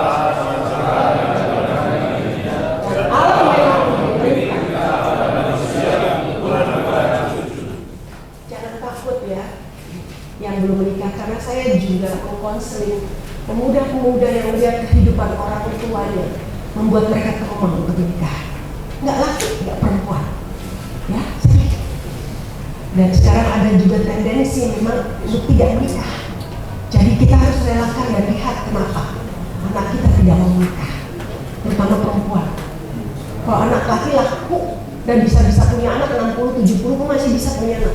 Tapi kalau anak perempuan sudah 35 ke atas 40, kadang-kadang laki-laki egois walaupun dia sudah berusia jauh sekali tetap pengen punya istri yang masih bisa memberi anak. Gak fair dunia ini, gak fair dunia ini. Itu yang kita harus lihat, ya. Nah ini ya, kita ini refleksi yang kita harus tahu. Kembali seperti pertanyaan saya dari awal, apakah saya tahu hal yang sedang disukai anak saat ini? Tahu nggak sih? Ya. Apakah saya mendengarkan anak tanpa langsung menasehati? Karena waktu kita sedikit, BG mau, BG gitu ya. Pada istri dia gitu kan. Saya juga dulu ngalamin, suami saya ngomong panjang lebar, udah selesai. Baru anaknya juga mau didengerin terus, nasihat ayahnya terus bergulir terus. Duduk di meja makan, tanyain ke anak tuh harus apa tuh ada aja. Apakah saya pernah minta maaf tadi ya catatannya? Apakah saya memberi afirmasi spesifik? Anak tahu mana yang boleh, mana yang tidak. Saya arahkan dia untuk apa yang saya lihat lebih dia gumuli dan lebih menjadi masalah atau menjadi yang dia pilih jodoh, pilih pekerjaan. Saya lihat suami saya tidak lepas dari situ, tapi dengan caranya sendiri, dengan terus berdiskusi, gitu ya, dengan anak. Apakah saya memberi batas digital? Nah ini komitmen ya, saya pikir itu bagian ya hanya Amang saja yang ingin mempunyai komitmen itu untuk dilakukan aku. Ya, ini ada 7 hari seminggu itu kadang-kadang buat saya ada 10 hari, 1 hari 48 jam kadang-kadang ya. Tapi ini kok benar-benar 7 hari ya, nggak 10 hari. Coba lihat hari pertama, bisa nggak ini dilakukan? anak yang kami berbeda. Pernah dengar me time ya? Me time itu adalah waktu untuk dimana kita bisa merasakan kebahagiaan ataupun kelakuan sendiri. Tapi me time itu sebenarnya bukan hanya diri sendiri. Kita harus punya me time dengan istri kita, pasangan kita. Kita harus punya me time dengan anak pertama kita, me time dengan anak kedua. Me time benar-benar saya hadir dan tahu bagaimana apa yang dibutuhkan anak yang ketiga, beda-beda. Nggak dijadiin satu, dikuliahin gitu, dinasehatin, tidak, tapi satu-satu. Anak sekolah minggu juga begitu ya Bang ya. Kita lihat anak ini kurang dapat perhatian dari orang tuanya, coba dia ngobrol. Apa yang kurang, apa yang dilihat? Yang mungkin orang tua juga bisa diingatkan bahwa anak ini punya potensi luar biasa. Saat kita tanggung terhadap masalah yang sedang dihadapi, yang dia tidak bisa cerita pada orang tua, anak ini nanti akan get lost in space, lepas ruang angkasa yang gelap. Ya? Jadi ini saya lihat udah ada di taman segala macam. Jadi saya pikir ini akhir saya, ya. Dan kita nggak perlu jadi perform, tapi kita harus hadir, be present, be there. Hadirnya tadi juga tidak hanya fisik, tapi moral, tapi disiplin kognitif dan emosional. Tuhan memberkati kita sekalian. Iya, terima kasih Ibu Prof, Inang Prof atas curhatnya. Ini kita jangan merasa capek. Jadi ini sebenarnya sudah dilakukan dari 4 semester. Ya, 4 semester judul mata kuliahnya psikologi anak. Jadi jangan merasa rugi untuk waktu yang sekejap ini, dan saya yang kita baca sama-sama. Pun demikian, mana tahu ada pertanyaan. Tapi belum ada pertanyaan, saya cerita pengalaman sedikit. Silakan Inang Prof dulu sebentar. Jadi tahun 2022 persis seperti sekarang ada final sepak bola tahun 2022. Argentina pemenangnya. Jadi itu kami nonton sama anak saya di Balige. Nah, pas pulang ke kampung, saya bercerita Piala Dunianya, tapi pas saya lihat ada sesuatu yang sampai mamanya nanya, ini si Beri kenapa? Apa itu? Itu kami nyampe di Balige, turun dari pesawat sampai di hotel, makan. Begitu makan, selesai makan, kayaknya kesana cakep di danaunya, katanya kan orang papi mau kesana katanya. Aku kesana dulu ya. Makan siang, makan malam, kan kita mau menimbang di sana, tapi saya mau di sana pantai katanya. Selalu berlama-lama. Kita kan anak muda bro, dulu pernah seperti dia. Terus mamanya nanya, kenapa si Beri itu katanya? Kayak udah merokok itu saya bilang. Masih kelas 2 SMA, kelas 3 SMA, semester akhir, udah merokok dia. Dari mana kau tahu? Ya aku kan pernah, bilang gitu kan. Jadi, tapi itu pun saya coba tanya deh nanti, aku bilang. Kebetulan di hotel tempat saya tidak ada nonton bareng. Nah, dia harus jalan sekitar 50 meter antara hotel dengan tempat nonton warung. Kan gelap jalannya. Saya pikir ini kesempatan bertanya nih, kan gitu ya. Tapi makan, saya sama anak saya akrab. Saya manggil dia nak bro. Dia manggil, nak bro. Apa nih? Kesempatan. Kamu udah merokok ya? Saya bilang gitu kan? Bapak dan Ibu, Bapak mau tahu jawabannya apa? Saya coba jawabannya. Tapi kita tanya dulu jawab apa pertanyaan yang mungkin muncul dari kita. Ada pertanyaan yang mau nanya? Ya, silakan 1, 2. Lihat, nama saya Ketua Boman Batubara. Ada 2 pertanyaan. Memang yang satu tidak berhubungan dengan topiknya, tapi kami. Yang kedua berhubungan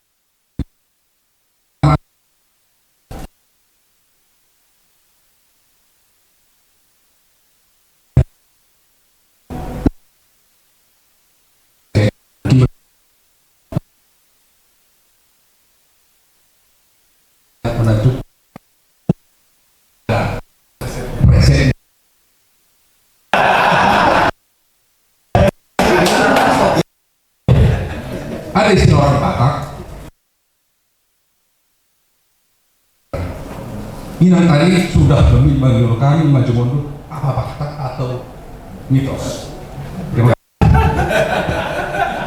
Coba diulangi pertanyaan Pak. Yang kedua itu nggak berkaitan juga. Tadi orang Batak, Daud kubis siap. Sahabat gua semangat. Saya mau bercerita sedikit tentang, mohon izin. Kebetulan saya punya anak 4. Anak yang pertama perempuan, umur 14 tahun, kelas 3 SMP sekarang. Anak yang kedua laki, kelas 6 SD. Anak yang ketiga kelas 3 SD. Anak yang keempat cowok, TK mau ke SD. Yang jadi pertanyaan saya dan saya boleh cerita sedikit ini terlebih untuk anak pertama saya. Waktu dia sampai ke kelas 1 SMP, dia masih hangat sama papanya. Tapi setelah kelas 2 udah beda. Tapi yang adik-adiknya, yang nomor 2, nomor 3, dan nomor 4 masih sama seperti yang orang tua harapkan. Ketika bapaknya pulang kerja, penuh hangat. Ketika bapaknya jauh, telepon, video call, nanya papa di mana. Jadi yang menjadi pertanyaan saya kenapa anak saya yang si gadis ini, anak yang pertama, bisa dia berubah seperti itu secepat mungkin? Ya. Apakah karena memang sudah punya pacar, atau memang masa pertumbuhannya dari menginjak dari yang kecil ke remaja seperti itu? Terima kasih. Berapa tadi usianya? 14 mau ke 15 lah. Mau lihat kan? Satu lagi, ya silakan.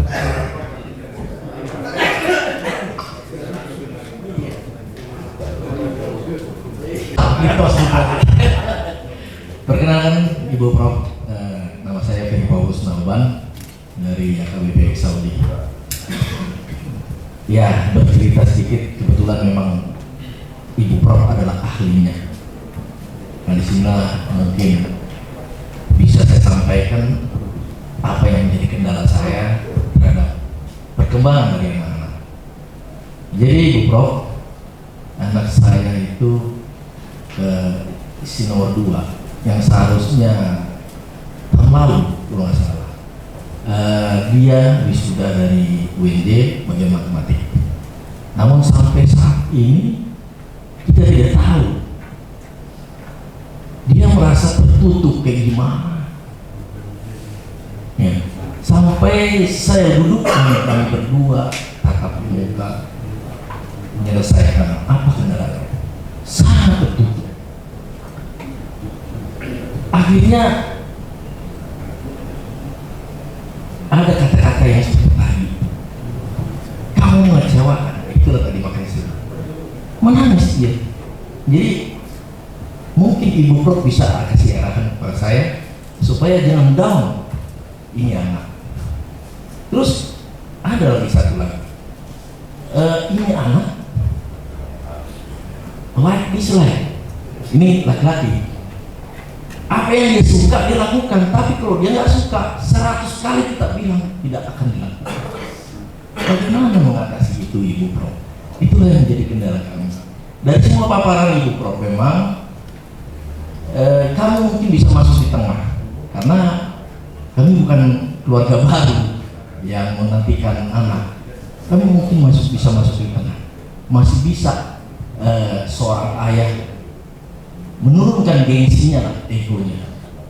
Jadi harapan saya Ibu Prof bisa memberikan bimbingan kepada saya sebagai orang tua atau bapak dari anak-anak, bagaimana mengatasi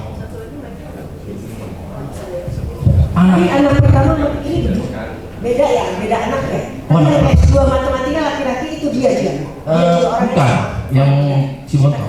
Oke. Ini yang kedua yang udah S2 perempuan. Bukan. Yang kedua itu perempuan, tapi dia tertutup. Ini yang sulit. Dengan si laki-laki ini yang like dislike. Mohon arahannya Ibu Prof. Makasih. Demikian. Yang pertama udah S2, tapi kendalanya apa tadi? Yang pertama sudah kerja.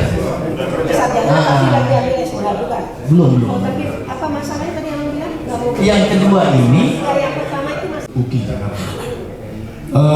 Masalah saya hampir sama dengan Amang ini. Nama saya Binsan Siborangki. Anak saya yang siap udan, yang paling kecil, saat ini dia kuliah di Brawijaya Malang, semester terakhir. Waktu dia SD, SMP, SMA itu kan dekat sama kita ya. Tapi setelah belakangan ini, semester terakhir, rasanya kita sangat jauh sekali gitu. WA pun kadang-kadang kita sudah nggak dibalas, kadang-kadang di telepon pun, Pak aku izin lagi nge-gym, atau Pak aku lagi ini. Jadi komunikasi kayaknya sudah sangat jauh gitu ya. Apalagi ini kan siap udan kan, mamanya juga begitu, sudah ya komunikasinya perlunya aja. Kok di mana Bang? Aku lagi makan, sudah selesai. Nah, saya merasa ini hubungan ini kan perlu dipulihkan gitu Prof ya. Oleh karena itu secara teori tadi Prof sudah menjelaskan semua bagaimana pendapat para ahli misalnya. Mungkin praktisnya Prof, mungkin resepnya seperti apa yang harus dilakukan supaya saya akrab lagi dengan anak saya dan dia akrab dengan saya. Terima kasih Prof. Mas. Ya, silakan Prof. Pertanyaan sama, makanya saya ingin mengumpulkan supaya waktu kita cukup untuk yang mungkin tidak bertanya juga. Oh masih ada pertanyaan satu lagi? Saya senang dengan Inan bicara ngajar di UI, itu saya senang. Nah, saya punya anak di Fakultas Hukum Universitas UPN Negeri dan ada kasus di UI, Fakultas Hukum berapa orang, 14 orang kan? Boleh saya catat namanya? Edwin Purba, Sintua Edwin Purba. Jadi ada kasus mahasiswa UI Fakultas Hukum, karena Inan UI psikolog ya, di sidang sampai jam 4 subuh. Nah, di sidang. Nggak tahu berapa orang sih, 15 orang atau 15 orang ya di sidang. Jadi itu dapat saya informasi dari anak saya. Anak saya ngomong, Pak, itu kenapa di sidang sampai subuh-subuh gitu? Dosen saya ngajar nggak efektif, dipakai Zoom, jadi nggak ngajar offline tapi online. Nah, gitu. Ya, dosen ngomongnya aja deh, senang juga. Yang namanya digaji sih bilang. Nah, salah satu dari 15 orang itu anak Fakultas UI, anak didik saya di pendidikan alam, saya anak pendidikan alam instruktur. Jadi dia bilang kasusnya pelecehan. Nah, saya kan kaget. Kalau saya tahu pelecehan, biasa berdua gitu atau gini. Ini nggak WA, saya kaget WA. Kok WA bisa di pelecehan? Dan sidangnya sampai 4 subuh. Nah, saya mau nanya bagaimana Inan, kan Inan psikolog, apakah Inan dilibatkan di sana gitu? Andai kata nggak dilibatkan, terus bagaimana saya sebagai orang tua untuk membentengi anak saya yang baru gitu? Saya karena anak-anak perempuan takutnya belajar itu di kampus. Nah, betul dari UI langsung dari UI fakultas saya lagi waktu itu. ITB Inan kalau saya, masalah bacaan juga. ITB Pak. Ada banyak. Iya, ada banyak SMA UI, ada banyak. Dia apa ini apa itu ya? Itu aja nih. Jadi bagaimana saya membentengi guru saya supaya jangan jadi terus UI mengajar.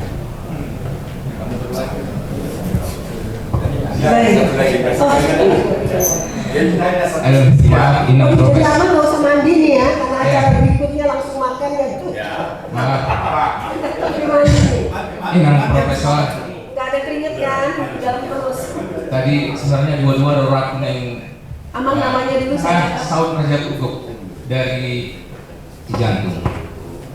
Jadi saya punya 3 anak Inang. Pertama itu umur 38 tahun. yang kedua 36 tahun, yang ketiga 33 tahun, perempuan. Yang pertama kedua itu laki-laki. Yang pertama dari universitas swasta, yang kedua dari UI, dan dari yang kedua ini saya sudah punya Parumai, dan dari UI juga. Yang nomor 3 dari UI juga. Nah, yang nomor 2 sudah berkeluarga, saya sudah dapat 2 cucu. Yang nomor 1 dan nomor 3 ini belum berkeluarga. Ini masalahnya. Ini masalahnya. Tadi sebenarnya saya, tapi ini adalah kesempatan yang baik untuk curhat. Saya selalu berdoa saja setiap hari supaya Tuhan tunjukkanlah pasangan hidup gitu, atau bukalah hati mereka supaya mau berumah tangga cucunya. Dan sampai saat ini masih itu bergumulan. Ya, saya cuma meminta saran sebagai pinang yang sudah senior. Bagaimana ini kira-kira sarannya untuk kedua anak saya yang laki-laki yang pertama dan anak saya yang nomor 3 yang perempuan untuk mau menikah? Mulai terima pinang profesor. Kamu tahu bahwa semua saya tahu ya, pertanyaan masih banyak mau kita tanya, tapi itu di situ. Kenapa demikian? Karena kehidupan manusia itu tidak terjadi masalah saat ini saja. Itu satu proses panjang. Mengapa tadi ada yang 38 tahun, 30 tahun belum menikah? Terus bagaimana perubahan-perubahan itu terjadi ya pada tiap generasi pada masa yang berbeda ya. Tadi ada anak-anak yang bisa dekat dari awal, kenapa belakangan tidak? Oleh karena itu nih, buat yang belum menikah dan yang belum punya anak, jangan sampai kita merasa memutar waktu kembali. Ya, artinya setiap fase itu ada golden age-nya, ada critical age di mana setiap anak membutuhkan apa yang menjadi kebutuhan dia. Ketika dia sudah terpenuhi, dia akan menjadi merasa berharga. Saya nggak tahu, mungkin bapak-bapak tahu ya, segitiga Maslow ya, segitiga Maslow, teori needs of Maslow. Artinya bagian bawah kita cukupi dengan 3T itu ya, papan, pangan, dan juga pandai sadang ya, kebutuhan fisik. Oke, kalau itu terpenuhi, itu akan naik dia kemudian dengan kasih sayang, akan naik terus sampai kepada pengakuan sosial dan harga diri. Setiap tahapan kalau ada masalah itu akan terbawa. Ada hal-hal yang tidak terpuaskan. Kalau saya mengatakan kita sebagai orang tua juga pasti punya unfinished business di masa kehidupan kita bertumbuh berkembang, betul? Ada akar pahit seperti tadi yang ada di dalam backpack kita, ransel yang kita bawa terus ada. Ini yang mungkin tidak mudah kita tahu kenapa seorang lebih introvert daripada yang lain. Tapi seperti saya katakan, memang setiap orang berbeda-beda. Ya, nanti ini jadi kita kaitkan sekaligus ya, jadi nggak satu-satu ya. Artinya kita mengerti karakteristik dan tabiat anak-anak kita. Bagaimana mendekati anak yang sangat over loving, kemudian extrovert, kemudian bisa dengan mudah bercerita, tetapi kok bisa ada yang tertutup. Ya. Pertama, saya mau ingatkan apa yang Tuhan katakan bahwa kita itu punya talenta, karunia, bakat, kemampuan yang berbeda-beda. Roma 12, 1 Korintus 12. Supaya kita bisa menerima anak kita apa adanya. Terutama kalau anak kita itu ternyata berkebutuhan khusus, memiliki kecacatan, keterlambatan tertentu dalam masa perkembangan. Dalam masa perkembangan itu macam-macam. Ada masa perkembangan fisik, jalannya sama nggak dengan anak lain, ya, kemudian merangkak dan kemudian main sepeda dan sebagainya. Kemudian ada juga kemampuan perkembangan bahasanya, ya. Dia dari kecil kelihatan memang pendiam, nggak banyak omong, tapi bergerak nggak ada habisnya. Yang satu ngomong aja tapi harus bergerak, ya. Itu kita lihat. Kemudian perkembangan emosi. Anak yang dikandung pada waktu itu agak reseh gitu ya, karena kehidupan orang tuanya waktu itu mungkin ada banyak tantangan, ada banyak kegelisahan, membuat anak di dalam perut gelisah dan lahir menjadi anak yang memerlukan waktu untuk bisa beradaptasi dari berbagai kehidupan. Ya, itu masalah emosi. Sosial juga begitu. Beda tentu anak yang cuma satu, ya agamanya anaknya satu. Kemudian kita sendiri mengurung dia di tanda kutip, mengurung dia di rumah, tidak boleh jauh-jauh, takut kehilangan anak satu permata hidupku. Nanti kalau ada apa-apa gimana gitu ya. Atau ada juga, saya pernah di TV juga ngomong bersama anak tunggal yang sangat populer yang mengatakan di rumah saya memang tidak pernah sendiri. Selalu ada keluarga yang kemudian saya harus berkompetisi dan berbagi. Jadi walaupun saya anak tunggal, saya tidak pernah merasa diperlakukan berbeda dan semua diiyakan, gitu ya. Itu interaksi sosial dan emosi. Terus kemudian ada juga yang tadi berkaitan dengan mental ya, perkembangan. Ada yang lahir memang jadi bibit unggul ya, mungkin ayah ibunya juga pandai, mungkin juga pendidikan nggak sama tingginya, tetapi pada dasarnya ada hal-hal yang menghambat untuk terus minat kepada pendidikan akademik dan minat kepada hal lain yang berbeda-beda. Jadi di situ kita bisa lihat bahwa anak kita masing-masing dan itu mencerminkan, kita kan cermin ya. Tadi kita bagaimana? Tadi kita menggambarkan kita seseorang pejuang kan, seseorang yang selalu merasakan dulu susah sehingga sekarang anak-anak tidak boleh susah, gitu ya. Filosofi kehidupan, cara kita mendidik parenting tadi, kemudian cara kita berinteraksi dengan mereka akan bisa mempengaruhi setiap anak menyerap, berpikir di dalam pikirannya, bertumbuh, berkembang dengan growing up pains atau growing up with happiness, ya.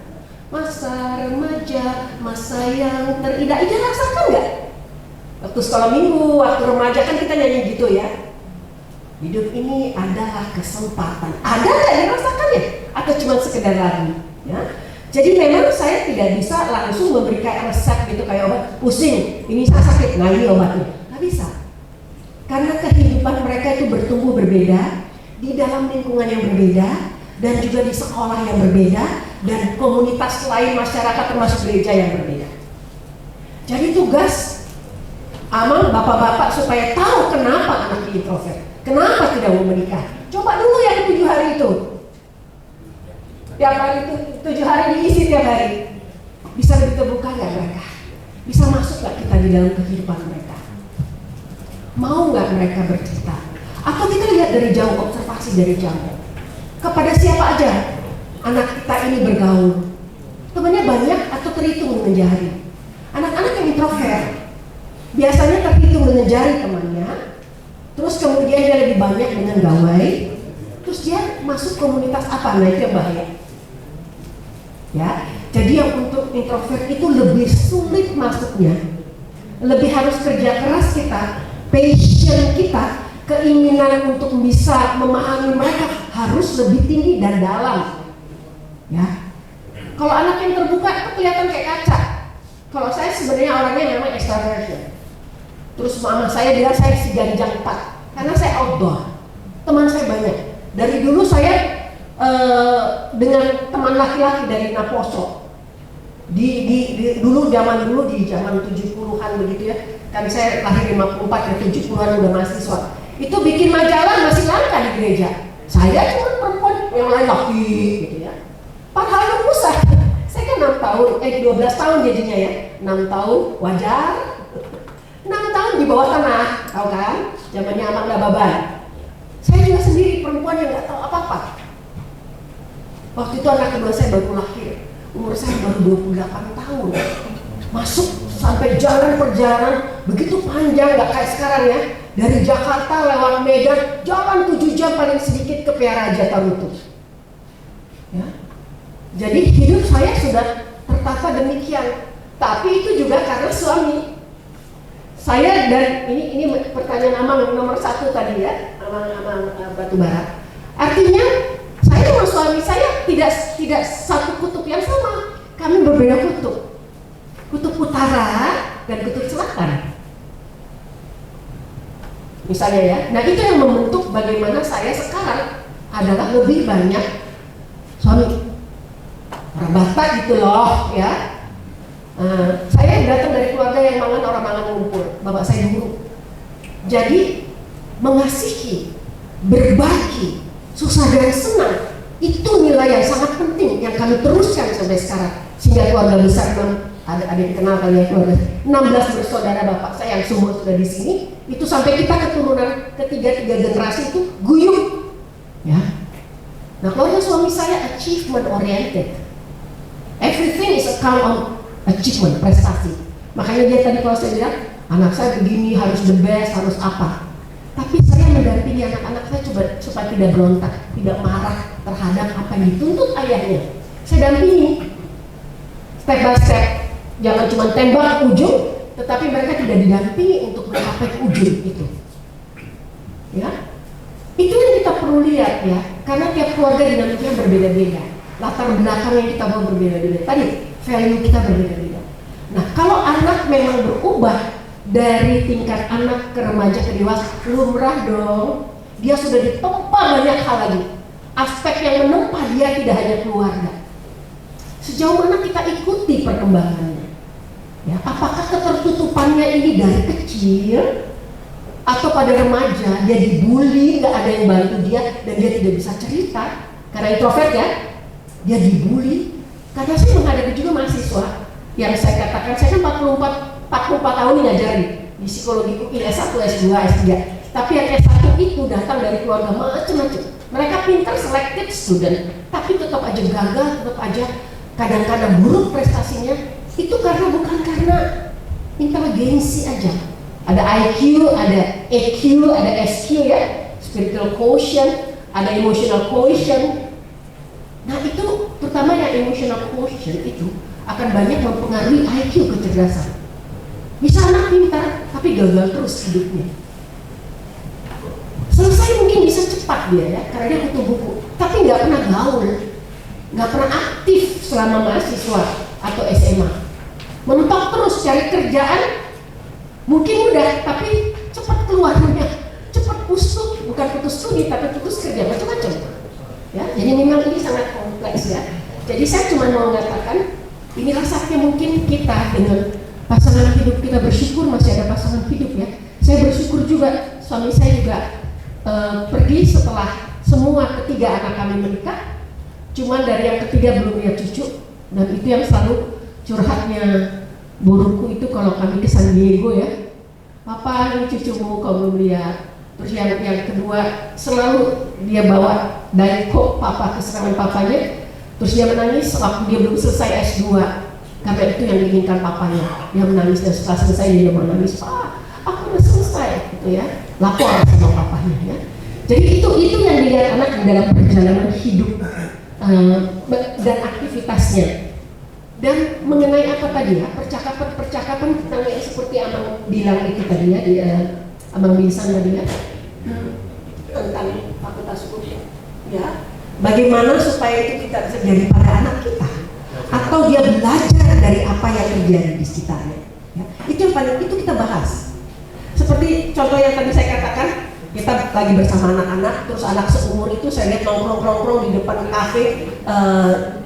Zaman dia ya, sekarang dia kan udah punya anak satu, udah umurnya di 30-an, udah S2. Waktu dia masih SMA, kita lihat anak-anak merokok, minum-minum itu di depan mobil, nongkrong di 7-Eleven gitu-gitu ya. Terus kita tanya, Cik, itu kayaknya seumur kamu ya, mereka ngapain sih? Lagi ngapain sih kok? Itu lama, kalau mereka memang nggak tahu mau ngapain ya, kerjaan apa segala macam. Kalau aku tanya banget, aku udah nggak tahu mau generasi itu gitu. Jadi tiap generasi punya tantangannya dan mari kita melalui mereka. Coba menghayati ya. Saya tahu sekali juga mungkin ya, saya nggak tahu itu mesti dicek ya. Amang yang tadi mengatakan kenapa kok tiba-tiba introvert, dia lari, bukan introvert ya, tidak mau dekat dengan saya. Apa ada perkataan kita yang salah? Apa ada sesuatu yang bapaknya berulang-ulang bilang tidak boleh dilakukan, sebenarnya saya sedang lakukan, merasa bersalah. Saya merasa bersalah karena saya melakukan apa yang tidak boleh dilakukan oleh ayah. Dan saya tidak berani berbicara tentang itu. Ya, kalau dekat dengan ibu dia bisa diajak ngomong, atau duduk aja di kamarnya, atau biasakan lagi sesuatu yang baru. Kalau dia pulang misalnya ya, kayak anak ketahuan merokok itu karena kami biasa cipika datang pulang pergi sekolah pulang sekolah, bawa rokok nak. Saya aja kalau supir di dalam mobil yang rokok di luar pun, kosannya pun bawa rokok, bener nggak?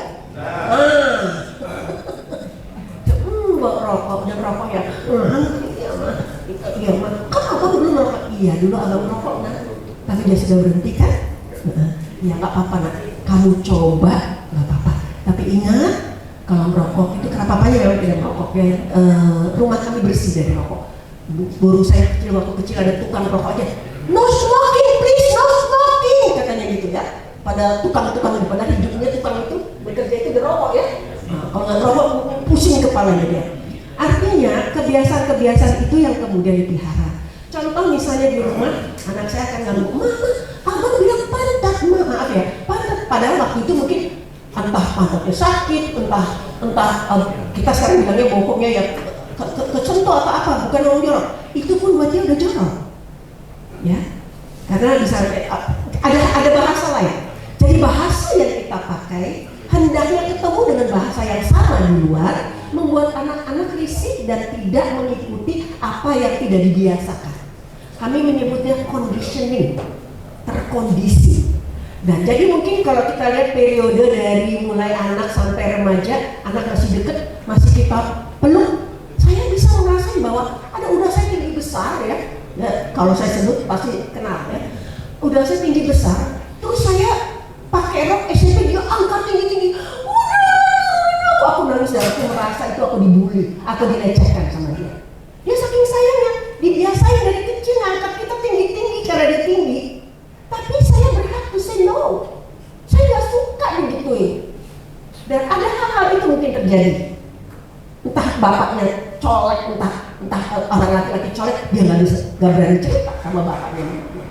Ada sesuatu yang membuat dia jadi tertutup, ada sesuatu yang membuat dia tidak akrab lagi dengan kita, ada sesuatu yang membuat dia merasa saya ada di dunia saya sendiri dan AI itu, gadget itu bisa menjawab persoalan saya. Saya tidak perlu cerita pada orang tua saya.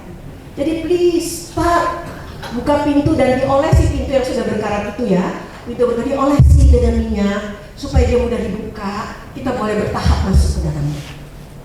Lewat berbagai macam cara. Kita bentuk misalnya kesepakatan baru. Oke, setiap hari Minggu pulang gereja kita makan bersama. Kamu mau gereja jam berapa, mau sama-sama gereja nggak apa-apa. Boleh nggak? Cari gereja misalnya kamu nggak sempet pagi ada kegiatan, nanti kamu sore tetapi jam sekian sampai jam sekian, ayo kita makan bersama. Ya saya bicara sama kelompok amanat tua-tua di gereja saya juga. Oh macam-macam tradisi mereka keluarga untuk memelihara keakraban keluarga dengan anak menantu cucu. Ada banyak cara. Ya, coba lihat apa kebutuhan dia, apa kegemaran dia yang pernah kita patahkan, yang pernah kita larang, ya. Termasuk saya khawatir ya, kalau yang tertutup itu, kita lihatlah dia bergaul dengan siapa ya. Jangan masuk ke kelompok dan aplikasi-aplikasi yang menjawab persoalan mereka, terus menggeret mereka dengan kelompok yang tidak seharusnya. Sorry to say, LGBT, kelompok-kelompok sekarang yang misalnya tidak perlu menikah, karena punya anak, menikah pun tidak punya anak sekarang gitu. Karena saya tidak bertanggung jawab buat anak. Kalau saya kerja dua-duanya, seperti udah di luar negeri ya. Kan mereka punya anak setelah settle down, dua-duanya punya dana cukup untuk punya anak, dan salah satu mau mengeluarkan diri untuk memelihara anak. Karena kalau nggak mahal sekali punya pembantu di sana. Anak-anak kita kan sekarang gitu, di apartemen, ya. Kemudian sepakat berkarir, bagus pula karirnya. Terus sepakat mengatakan mula-mula menunda, lama-lama nggak usah punya anak. Kita punya banyak keponakan, kita banyak anak-anak terlantar. Kita ikut misi sosial kemana-mana untuk memperhatikan anak-anak. Kita nggak perlu punya. Itu kita harus siap untuk itu. Terus saya tidak memang sama orang tua yang berkeluh kesah seperti ini. Apalagi ibu ya, kalau bapak aja udah mengeluh gitu udah terasa mungkin keluhan mama. Abang, Andi Gando, Urukon, itu udah di atas 35 semua, jabatannya bagus. Terus tiap kali, Kak, carikan dulu jodoh adikmu. Aku coba lah kontak, tapi dia tertutup, dia nggak mau jawab. Gimana sih, aku udah hubungin dia nggak jawab lama. Aku tanya ini dia FB-nya apa, IG-nya dia apa. Biar aku suruh mereka kenalan dulu. Nggak ada, jadi kalau anaknya nggak mau nggak bisa. Perubahan untuk mereka yang sudah lebih dewasa, remaja masih bisa kita pengaruhi. Tapi mereka yang udah dewasa, sudah berumur, udah S1, S2, hanya bisa dari diri mereka sendiri. Udah nggak bisa. Peran kita sudah berkurang.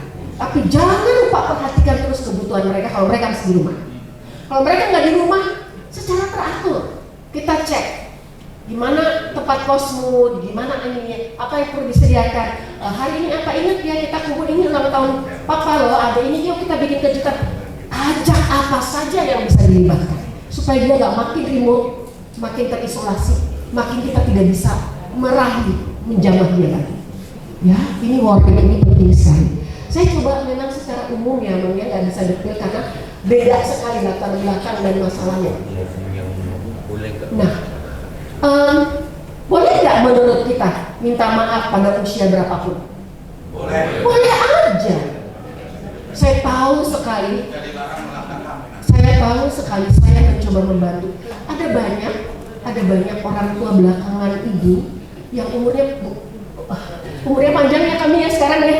Sorry, sekarang kita ulang tahun 75, 80, 85, 90. Kami mau menyiapkan ulang tahun Profesor Saparina Tadi 100 tahun Agustus ini ya. Jadi umur kami panjang, terutama yang perempuan ya. Kalau bapak-bapak udah ditinggalkan sesuatu yang dia sukai, dia cintai, gubrak. Jadi seperti ranting mudah patah perigel. Kalau perempuan itu kayak karet gelang ya, melintang, cok, bodi sampai itu tuh melinting terus, resiliensinya banyak. Nah, saya juga pernah mendampingi orang tua yang anaknya bingung nggak bisa bahasa Batak. Dia perlu pendamping karena ibunya kembali ke bahasa awal. Kalau kami udah tua sakit, itu kembali kalau dia banyak bahasa Inggris, bahasa Belanda, dulu juga anak pulang saya orang Belanda, kita nggak tahu bahasa Belanda. Belakangan bahasa Batak, ngomel anak-anaknya nggak bisa mengerti dia dan dia marah dan dia tambah sakit. Itu kadang-kadang saya diminta mendampingi karena saya bisa juga bahasa Batak mengerti. Walaupun sekarang berkurang setelah Parno Pusat itu 12 tahun itu kan bergaul sama bapak-bapak pendeta tua banyak bahasa Bataknya. Belakangan udah lebih banyak di akademi bahasa Indonesia sama bahasa Inggris. Saya ngajar kelas internasional juga. Nah, ibu ini yang sudah berumur biasanya kembali ke bahasa aslinya. Ngomel-ngomel lagi dalam bahasa Batak kan? Marah gak? Nah, seringkali sebenarnya dia ingin melihat misalnya anaknya yang jarang lihat-lihat, melihat anaknya kemudian dia merasa ada sesuatu yang dia lakukan yang lalu. Dia nggak pergi-pergi sampai anak ini datang. Mungkin dia nggak bisa bilang minta maaf lagi, tapi dipegang tangannya dan anaknya merasa ada sesuatu yang orang tua itu minta maaf, bilang, Mama, saya maafkan kamu. Forgiveness itu pemberian maaf. Itu sesuatu yang mempengaruhi orang yang selalu memikirkannya. Mungkin orang yang melakukannya nggak tahu bahwa dia menyakiti saya. Jadi yang sakit siapa? Yang punya dendam, yang punya masalah, apa orang yang melakukan kesalahan buat dia? Siapa yang sakit jiwa? Yang sakit hati? Yang rusak gara-gara gitu? Kita yang tidak memberi maaf. Ya? Jadi kita pun, kalau kita merasa bukan salah kita, tapi kita bisa bilang sama anak, aku maafkan kamu. Saya pernah marah sama kamu, mengatakan kamu anak tadi kan, anak yang mengecewakan, minta maaf. Kamu adalah precious child, kamu udah anak berharga di mata Tuhan, apalagi di mata orang tua. Tunjukkan rasa kasih sayangmu. Apapun yang dia lakukan, maafkan dia. Sebaliknya, anak itu harus bisa juga memaafkan orang tuanya. Tapi kalau dia nggak bilang, kita nggak tahu ya. Jadi kita buat dia untuk berbicara. Gitu ya, Mak. Baik. Terima kasih atas jawabannya. Akhirnya kita mungkin sampai di penghujung, ada sesuatu tapi nanti ya. Saya mau pastikan jawaban saya tadi, jawaban anak saya, supaya mana tahu ada di antara kita mengalami itu. Ya, apa jawaban anak saya? Kira-kira, nah bro, kamu merokok ya? Dia jawab, papi dulu waktu SMA merokok enggak? Papi waktu SMA merokok enggak? Saya tidak bisa jawab karena kebetulan opungnya pernah cerita saya ketahuan merokok. Jadi artinya mungkin ini jadi bagian sharing kita seperti Ezer, mungkin akan muncul pertanyaan itu. Terus saya bilang, saya kan sekarang tidak merokok lagi. Saya bilang, dia jawab dengan santai, anak Gen Z. Dia jawab dengan sederhana, Papi harus percaya bahwa saya susah bukan berhenti merokok. Seperti Papi. Itulah jawabannya. Iya ya, kami jalan, tapi tergantung dari saya ini gimana caranya. Dia tahu saya galau, maka keluar statement terakhir yang saya pegang sampai sekarang. Papi, nakal boleh, bego jangan. Maksudnya apa punya? Merokok ini kan nakal nih sebenarnya. Nah, seperti Papi dokter SMA, bego itu apa? Narkoboy, kata dia. Terima kasih, berarti dia masih menyadari. Dan sekarang anak saya kuliah di UGM, jurusan Fakultas Hukum, Bapak dan Ibu semuanya. Belum tahu saya sebagai orang tua saya memberikan mungkin hal yang salah yang terjadi suatu saat. Dan di akhir ini saya pengen kita semua berjanji dalam hati. Para opung tadi kenapa saya singgung itu, ya mungkin ada akar kepahitan di anak kita yang pernah kita lakukan. Ya kita tidak berani minta maaf, padahal itu harusnya kita minta maaf atas segala kekurangan. Walaupun belum ngopung nih, harapannya apa? Supaya nanti anak kita tidak melakukan hal yang sama kepada pengopung kita. Itu sebenarnya itu biasa bertanya. Jangan ragu untuk bertanya. Kita berharap tahun 2100 ketika kita semua tinggal lagi di dunia ini, mereka nyanyi seperti ini. Gimana nyanyi namanya? Apa? Untuk ayah tercinta. Lama ini sudah sama pulau, rasa mengakhiri. Untuk Abang Bendahara juga boleh maju.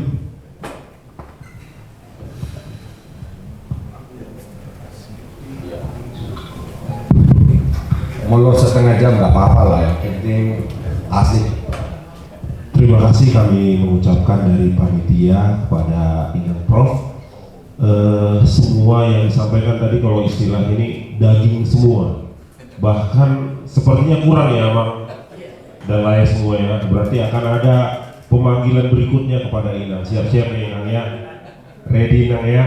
Di mana tempat nanti kami mengundang Inang untuk bisa mungkin ada serial tadi yang belum tersampaikan kepada kami sangat merindukan itu agar kami bisa menjadi harapan kami semua yang hadir di sini menjadi aman-aman sahala setelah selesai retreat ini. Itu memang sulit, tapi itu mungkin. Gitu ya Inang ya? Baik. Sedikit sebagai tanda kasih kami kepada Inang Prof, kami memberikan cindramata ya namanya. Cindramata tanda kasih kepada Inang.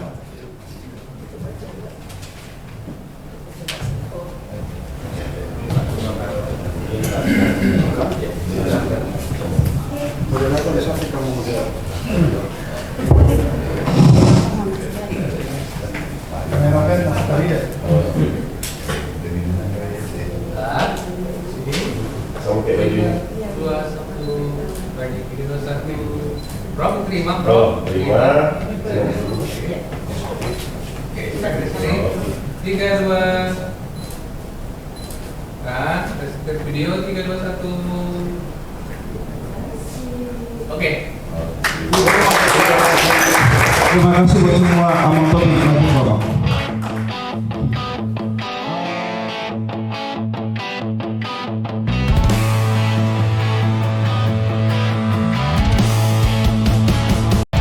Bapak memang harus begini, sering bikin sakit hati.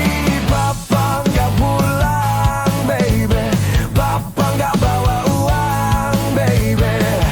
Bapak mungkin seminggu di Bali, nyari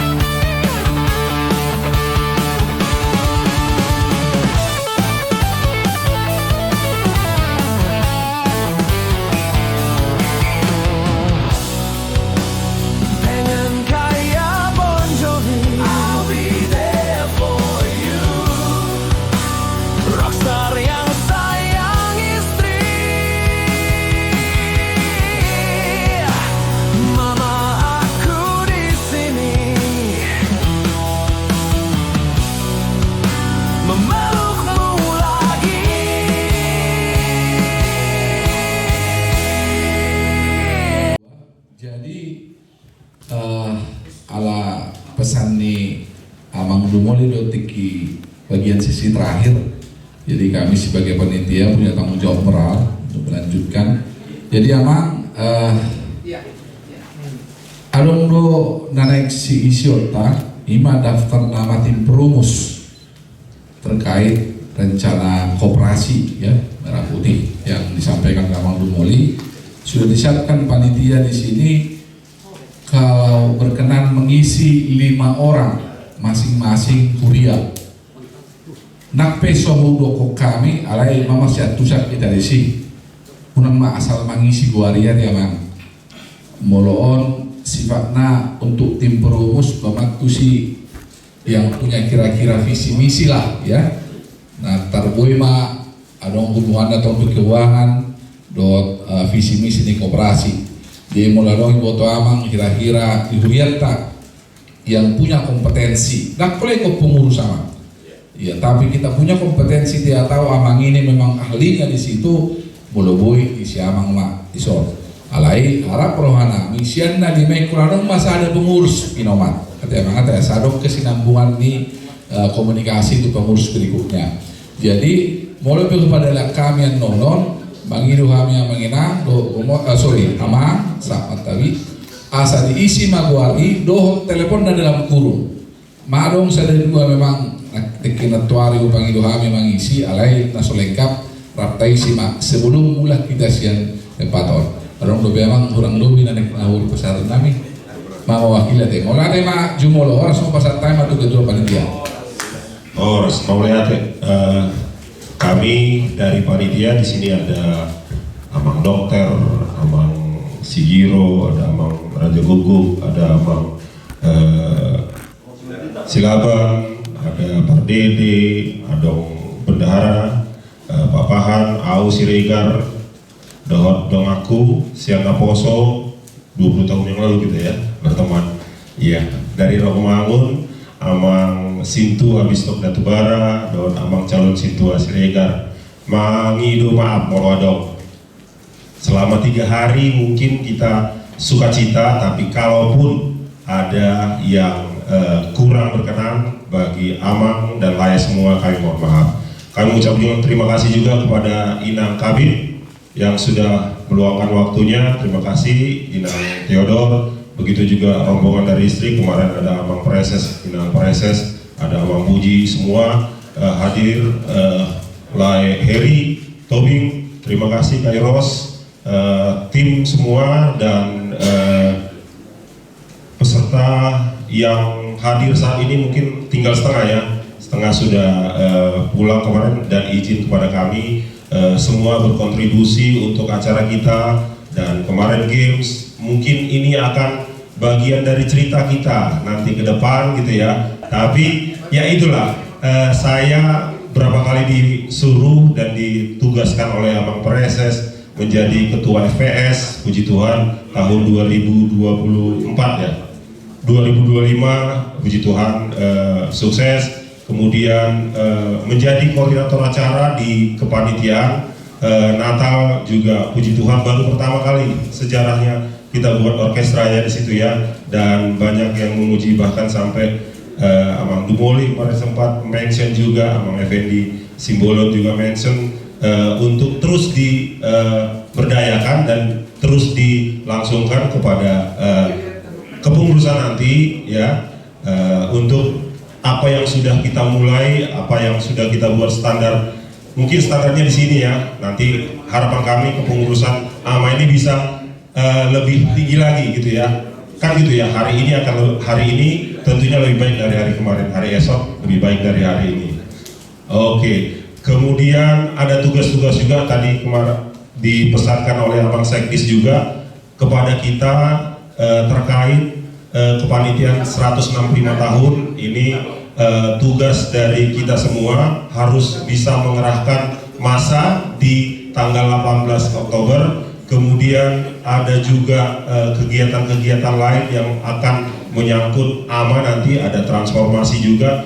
Kalau bisa kita semua AMA turut untuk ambil bagian di sana. Mungkin itu sedikit yang bisa kami sampaikan. Sekali lagi Kami mohon maaf apabila ada perlakuan atau perkataan atau tindakan atau sajian, ada Amang Donasasi ini, sajian kami yang kurang berkenan bagi Amang dan lain semua. Kami mohon maaf. Tuhan yang memberkati kita. Shalom. Horas Medina. Tepuk tangan bagi panitia Pak. Walaupun meminta maaf dan perlu tepuk tangan untuk menyemangati kita seterusnya ke depan dan ke depan. Jadi mengakhiri acara kita makan siang sudah tersedia dibuatin Panitia Doro Maita dalam tanian sekalian tanian banget terpulang yang pertama. Shalom. Salam sejahtera buat kita semua. Puji Tuhan, 2 hari telah berlalu, kami panitia retreat AMA Distrik 8 DKI Jakarta sudah melaksanakan retreat. Dari kemarin dibuka oleh Amang Preses, kemudian Amang Preses juga menyampaikan sesi materi bagaimana AMA di dalam keluarga menjadi imam. Begitu juga hari ini 2 pemateri yang luar biasa. Yang pertama ada Amang Dumoli, bagaimana seorang kepala rumah tangga menjadi tulang punggung untuk keluarganya sendiri, menafkahi. Begitu juga baru saja selesai narasumber oleh Prof. Frida menyampaikan bagaimana seorang bapak hadir di tengah-tengah keluarga, di tengah-tengah anak zaman sekarang yang full of digital, bisa merangkul dan bisa memeluk anak, hadir sebagai teman, hadir sebagai bapak juga. Itu yang harapan kami AMA Distrik 8 DKI Jakarta ini. Dan besok kami juga akan melaksanakan periodisasi AMA di Distrik 8 DKI Jakarta ini. Harapannya tentu siapapun nanti yang terpilih sebagai ketua AMA di Distrik 8 DKI Jakarta ini dapat membawa aspirasi oleh AMA di seluruh gereja di Distrik 8 DKI Jakarta ini. Tadi ada beberapa usulan-usulan. Kami melaksanakan FGD juga di sini. Ada beberapa usulan nanti yang akan kami sampaikan kepada Amang Preses untuk ada pembaruan di AMA Distrik 8 DKI Jakarta ini. Semoga ke depan AMA Distrik 8 DKI Jakarta ini bisa lebih baik lagi, dan tentunya bisa kami lebih berharap lagi bisa sampai ke ke tingkat yang lebih tinggi lagi di PA Raja Tarutung. Terima kasih buat kita semua. Shalom. Horas.